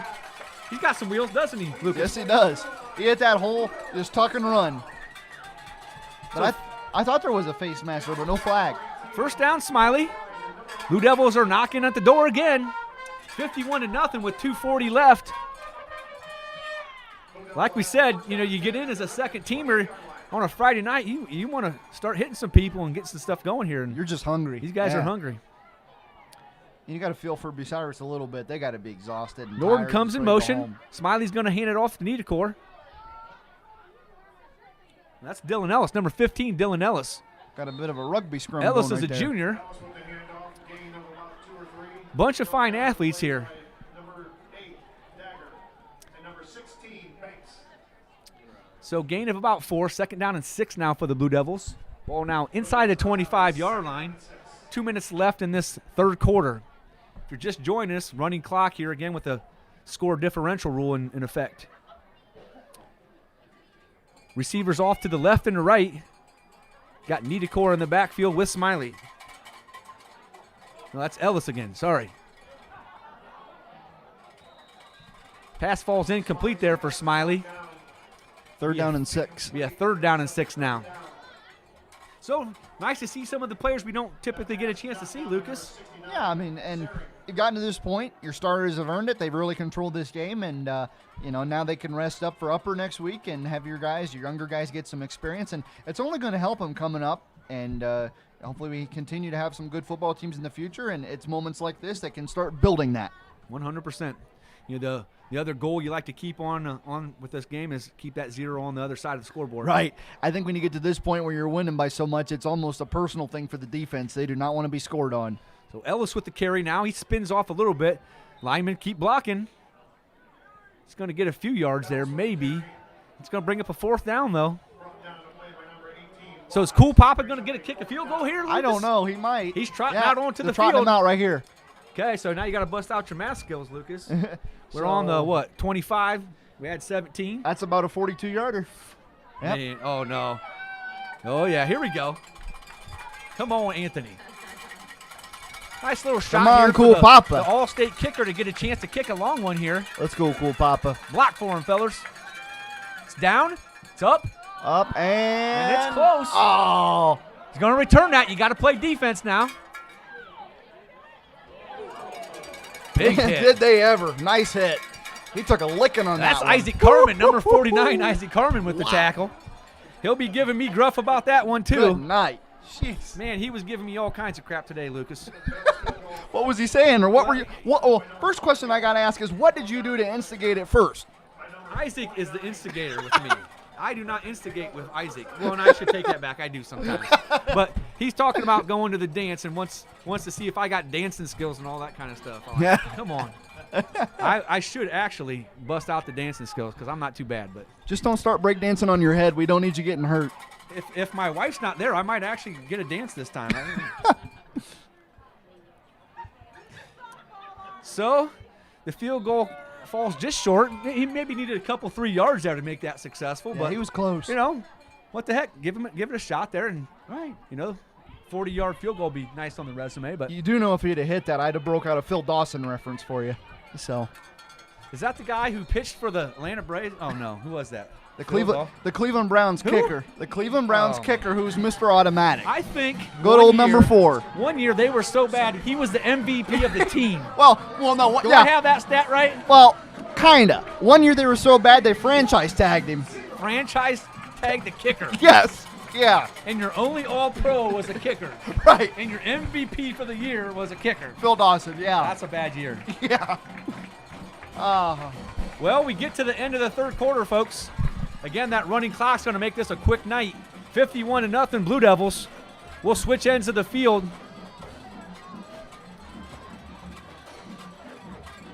All Blue Devils all night here, folks. It's a good sign, though, moving forward in the N10 season. Bringing, we travel next week to Upper Sandusky to meet the Rams, who are doing some big things here. You always have that school that's a little bit bigger as well. They got a few more people to pick from. Right. A little bit dangerous. And their record, and I don't know who they're playing tonight, but their record is 2-3, so might not have gone as well as they wanted, but they're still a threat, and you don't want to overlook them, and it's still definitely a rivalry game. Yeah. And I remember also, I think it was our sophomore year with Coach Worst. I think sophomore, junior year, we blew Upper out. We were winning big. And he goes, guys, this one's for your grandpas. Yeah. Because I guess Upper would just beat up on Carey back in the day. Yeah. And In the all-time record, Upper still has the upper hand in the all-time record there, but Right. Yeah, I remember lots of folks, older folks saying, "Hey, yeah, those guys used to whop us," but nice tackle. Oh, is that That's Madamo? number 6, yes. Wow. Jordan Madamo on the tackle.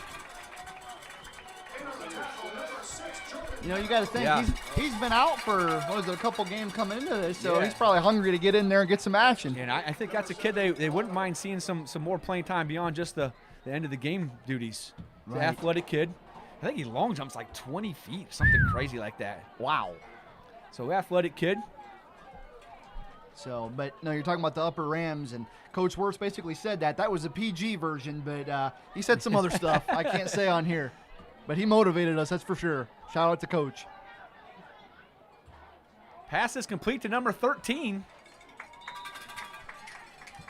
Davis's pass is Number 13 is Lewis, Braxton Lewis. in on the tackle. Lance Woods. And number Nice pitch and catch there for the Redmen, but Yep. Woods and Butch Broadman with the tackle. It's going to be 4th and short. What do you do here, Lucas? Just go. You got nothing to lose. Yeah, I mean, it's already 50 points. You're already getting What's the pounded. difference Why between not? 58 and 51? That answer's 7, right? I was never a math major, but I think that's That's right. some major math skills right there I just exhibited. This is why we stuck to history, right? And they're going to throw it here. I Oh, think man. they're going to. Oh, it's going to be man. close. Now they got to cross that line. The 30 was the line to gain, so Davis's pass is complete to number 13, Lewis. That's good. number for a first 13 down. Braxton Lewis again with the catch. Down the play. He took a pretty hefty hit there. These sophomores who are now in the ball game are flying around here. And that's what you want to see. That's good coaching. They're hungry. They want to get some hits. They want to see some action, and they're flying to the ball, which is what you want to see for a deep team. Pass is over the middle. Man, he saw footsteps coming. Number 15, Ellis, was on the coverage, and number 7 saw him coming. Javen Gallardo knew he was going to take a hit if he caught that ball. I'm not saying he held up, but, man, you got to see that guy coming at you. Well, that's the thing, and I know I have cerebral palsy. I could never play football, but if I'd have been able to play, I'd have loved to have been a safety, smacking a receiver over the middle. I could see you doing that, Lucas. Oh, that would have been fun. So we don't call you the animal for no reason. So, but yeah, it'd be fun being a safety. So, but yeah, when you're a safety, you want to be an enforcer and kind of just make them think about it. Because if they think about it, they might drop it. That was your old mentor, Coach Worst, man. He was Yep. a safety, and Oh, was he? the word was, Okay. lay the wood on you. And had a cannon for an arm. Well, I think he used to do that in practice. Just Show off toss it that around. cannon and bounce guys off you guys. So was he trying to get in as a quarterback? Well, I think he was a quarterback and a safety. Safety, yeah. Ended up going to Valpo. Valparaiso to the play. Crusaders. Yep. Yep. They always joke was, is Valparaiso, is that in Texas? But 3rd down and 10 now for the Redmen. They're going to spread us out again here, see if they can get something going. Dagger's in the backfield, but he's just going to be a blocker. He rolls out and pitches it out of bounds. Butch Broadman was breathing down his neck there. Yep, living to die another day here. That's also Cooper Broadman back there chasing him down with the glove on. Right. Well, the cast under a glove or whatever it is. I'm sure Cooper's glad to be back here. He's been kind of out with injury here lately. Right. He was on our homecoming court tonight and And that might got be a a chance to good get back on the field. and that might be a good thing for the Blue Devils going here later in the season. You need every healthy player they can get. They switch ends of the field, but this is the same scenario we've been seeing all night. Redmond Oh, punting boy. about the 25, 30-yard line. And, Madamo and number 16, Niederkorn. yeah, new return guys, Madamo and Niederkorn back there return, see what they can do. It's going to be Another high short, kick. need to get out of the way. It's going to be out of bounds about the 50-yard line. Coach Plumley almost fair caught that over there on the sideline. Sails out of bounds around the Blue Devil 49-yard line. So short field again for the Blue Devils. 7:56 left. As a reminder, we'd like to remind everyone, please help us to keep Whitling Field a clean, healthy environment by disposing of Still got that 0 on the Bucyrus side of the scoreboard. That's a good sign. I'm sure Coach Dyer, Coach Mercer would like to keep that way. Yep. When you're up that big, you take it personal if they score on you. Even if it was a field goal, you take it personal. Yeah, the offense gets to score 50. The defense's goal is always to get 0. So see if that continues here for the Blue Devils. They're going to stack them behind Smiley. Power Pitch eye it here. off. That's Braden again. Braden Frederick, nice run. Got a little bit of room. He broke a few tackles there, Nice. too. Yeah, he's finally run down by that number 10. That's 18 Wise. Yeah, he's hurt. We have an injury on the play here. So the clock will stop on the injury.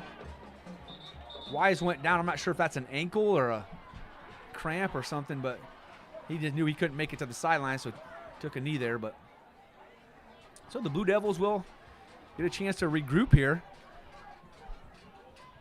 I see Matt Alamung. I see Jonah Peters out there. I see Dominic Yater. These are all sophomores in my history class. That's how I know these guys. I don't know this whole roster that well. I still don't remember what grade I had you for history. I think, what was it, freshman year, I think? Because I have Webb for 8th for sure. I know that. I usually had them as sophomores, or way back I had them as juniors. So it used to be junior history, and then we moved it to sophomore history, So- American and World Studies. But those were the days. Oh, yeah? Yep. Webb and Mulholland, right? Yep. There's some days the noise from over there at Webb's room, Oh, yeah. we're like, oh, boy. And then I'm sure he gets the same thing from my room. Oh, yeah.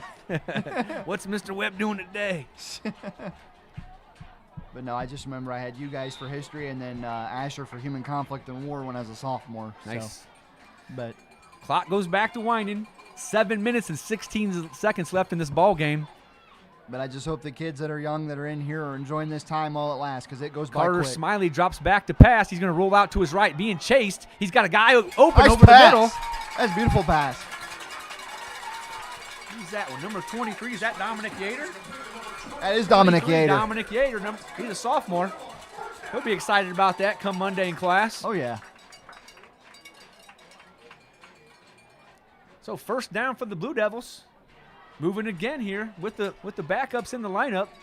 I'm not sure about Bucyrus if they got their first teamers in there now or if they got some backups, but exciting time here for the Blue Devils. You know, it doesn't matter if it's a second stringers. That Blue Devil Express is still chugging along. Going to improve their record again tonight. Smiley's going to keep it. He's got a little room and Nice some run, blockers. kid. Go, and he's kid, got go, the outside. Go! Touchdown! Carter Smiley, number 3. Sophomore Carter Smiley with the touchdown. Good job from him. Followed away, his Carter. blockers. I think he was led down there by number 75. 75 is Cameron Connor. And Smiley just kept following until it got into the end zone. Touchdown, Blue Devils. You should have seen down there on the sideline. Drew Steen and Ashton Klaus just did a chest bump. That was great. That's a lot of chest bumping there. Oh fellas. yeah. So you can tell these boys are happy. Yeah, nice a root for the young guys. Whoa, big kick there for Bell. He's going to hit that flagpole someday at the top. So 58-0 Blue Devils. Remember, last year's score was 69-0, so haven't gotten there yet, but 6:17 left in the ball game. They could hit it. Extras look good there. Oh yeah. Backup fellers just as keeping the ball humming there. Keeping this, and I know this is against Bucyrus, and I know they were outmatched a lot of the time tonight, but the Blue Devil offense has been a well-oiled machine the last month. Nice. So, big night here for the Blue Devils on this nice crisp September night. Beautiful night for football. Beautiful night for a homecoming. And a beautiful night for a Blue Devil victory.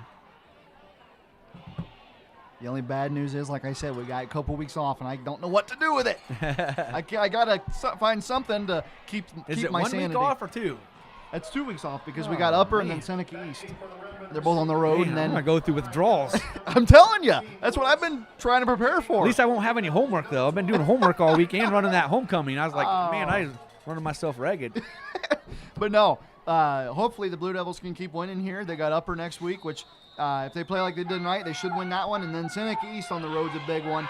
And then when they come home, they got the Winford Royals, which is a huge one. So we'll see. That kick's going to be returned.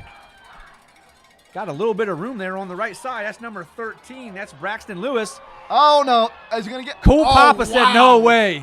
Good night. Anthony Cool Papa Bell, the kicker, said, I am Wow. not letting you score on my kickoff. I And he was put a about- stick on him. I was about ready to say, are they going to give up the score? And Cool Papa, man, he must have heard me. That was one heck of a hit right there. Yeah, he lowered the wood on that one. Wow. I'm sure they'll rewind that one next week in the film room. You know, someone got to get the license plate of the truck that hit that kid. I hope he's all right. That was a hit. Yeah, nice job there, Anthony Bell. So 1st and 10 at the 45-yard line for the Bucyrus Redmond. 5:55 and counting. Remember that running clock keeps going on right as soon as the ball's set here after the change of possession. So we're going to be done here about 5 or 10 minutes, folks. Running play. Good gang tackle there by the That guys. number 6, Bartlow. Because I saw Norton was in there for the tackle, and I forget who else was, but they made a good gang tackle there. Stuart Barlow with the run. Good Is that- for about 1 yard, brings up 2nd down and 9. Brought down on a play.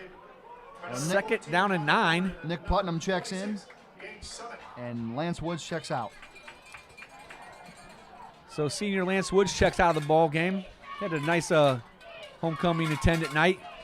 Played some good defense tonight. They're going to get him. Nice form boy. tackle there. That's number 16, Austin Austin Niedekor. Niedekor. That was like a wrestling takedown. He sure did. Might have Wow. to try to recruit him too. Nice I don't little know if he's a double wrestler leg. or not, is he? I think he plays basketball, but man, I sure like to have him on the. I know Coach Pratt would like to have him on the See wrestling if he team. can throw down like that. Whew. Good tackle, kid. That's the one thing about wrestling. You know the two skill sets. Share back and forth between sports. It's learning how to shed blocks and balance and all that kind of stuff. You wish your wrestlers and your football players to kind of feed off each other. Number 28, Gavin Snyder checking in.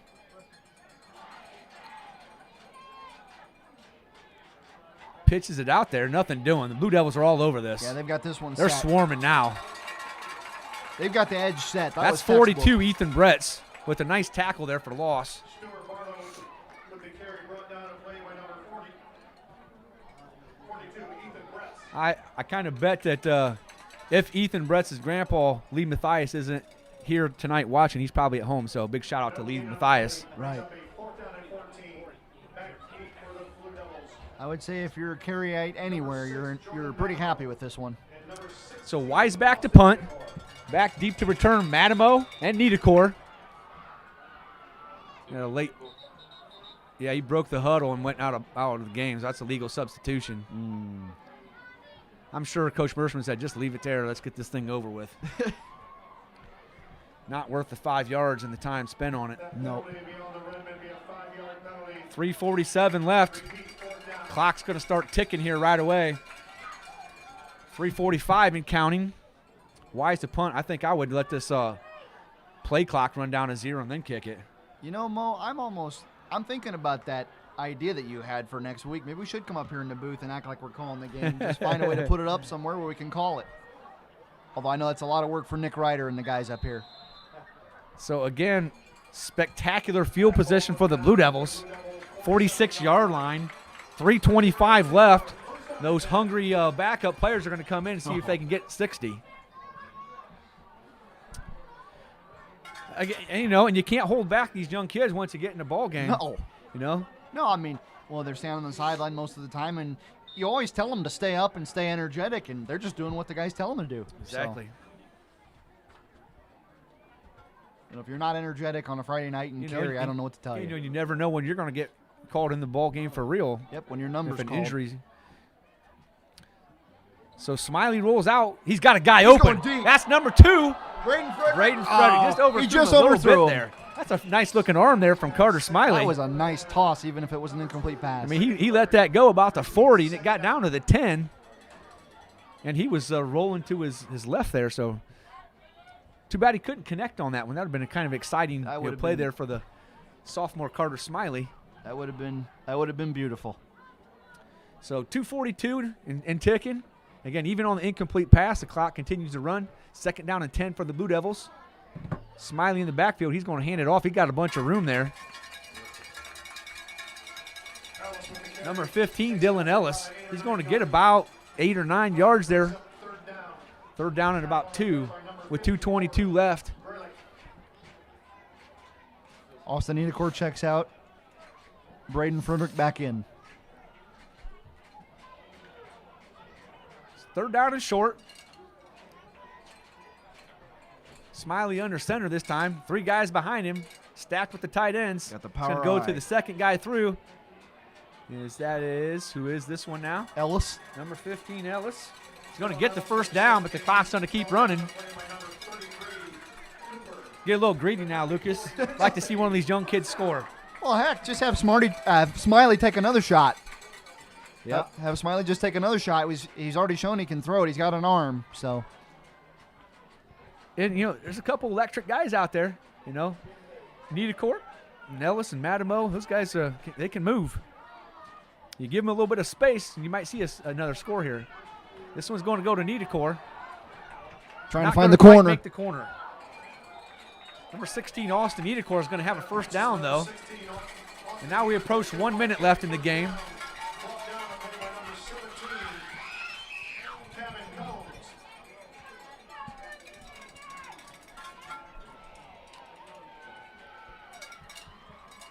So Smiley's in the huddle. They're going to break under 1 minute now left in the ball game. This might be about the last play. I'd say we're getting pretty close here. to that. Smiley's going to be in the shotgun. Number 15, Dylan Ellis beside him. Smiley's going to roll out. He's got blockers in front of him. He's got the corner. Got the corner. Here he goes. He's going to score. Carter Smiley's going to get into the end zone. Touchdown. Blue Devils. Carter Smiley with his second touchdown of the night. Good for Carter. 35 seconds left. Blue Devils hit that 60 mark. 64-0 with 35 seconds left in the game. We talk about Lonzoy being a good running quarterback, and he is. Smiley's got some wheels, too. He sure does.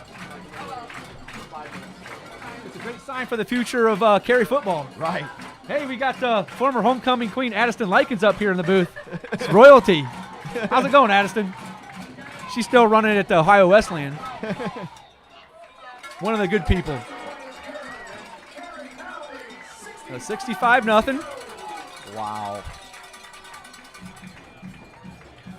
I know Bucyrus was having a rough year, but, man, the Blue Devils were really putting it on him here. Yeah, that team's going to win some ball games or have some chances down the line. You get into some other the teams that aren't, playoff bound, So hopefully they can recover from this and get a little different effort in the next couple of weeks. But, I saw a lot of good things from Coach Plumlee, though. They're disciplined.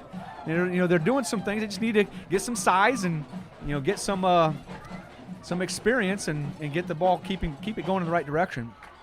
Right, and, kind of going back to my earlier comment about public schools having to deal with the talent that they have or might not have, I think in a case like this, when you have a great team like Carey or when Bucyrus gets better and does really well, the preparation is like the building block of everything, whereas the results are only what you see.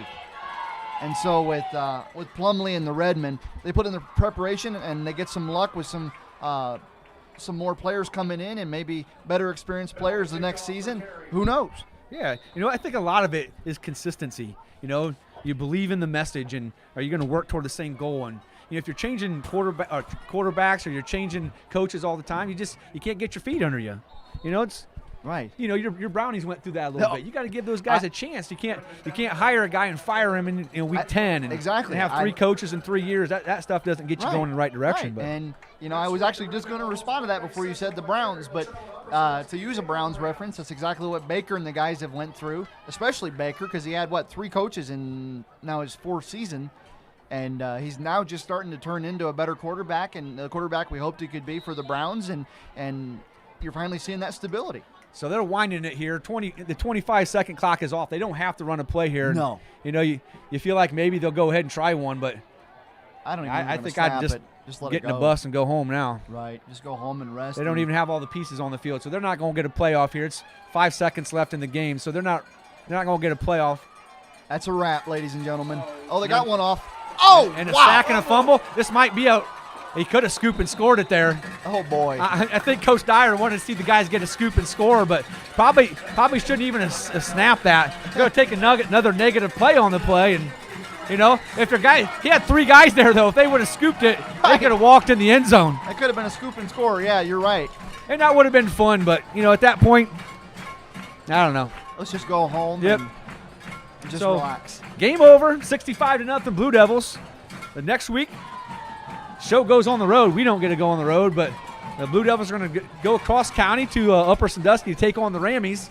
I might have to carpool to that one. I might have to go hitch a ride with somebody. Heck yeah. I'm not sure, depends on what we got going on. Sometimes I like to listen to it on the radio. I don't know if they simulcast or not, but even if they do, they can't do it as well as the Mo and Animal, right? Absolutely not.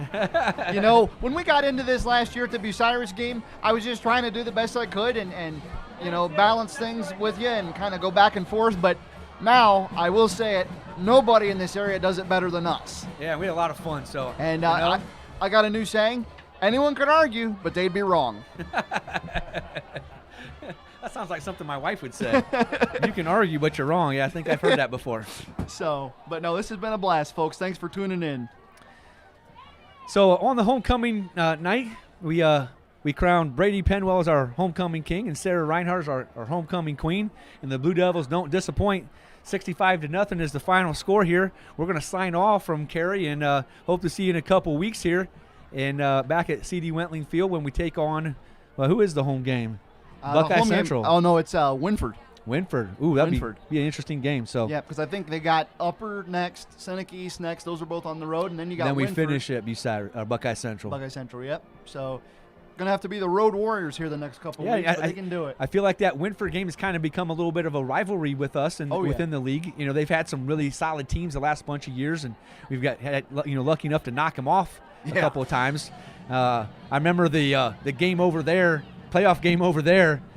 Somebody from, I think some of our crew set off some fireworks right beside their stadium after we won. And you had the lights going out game, and so it's been kind of an interesting back and forth between the Winford Royals and the Carey Blue Devils. But that's fun. You want to have those rivals within your league schedule, and quality opponents does nothing but help you. So yep, and the biggest teams right now, or the top teams in the league, are Carey, Seneca East, and Winford, I think, are the top three. So you're going to have those games coming down the pipe. So if the Blue Devils have those chin straps tightened and ready to rock and roll, because if you're not ready, they'll punch you in the mouth. Yeah, and Animal, don't forget about that pretty solid Colonel Crawford team that we happen to knock off first week of the league season. Absolutely. Those guys, could easily run the table, and if the Blue Devils falter at all, we might have to share a title. Yep.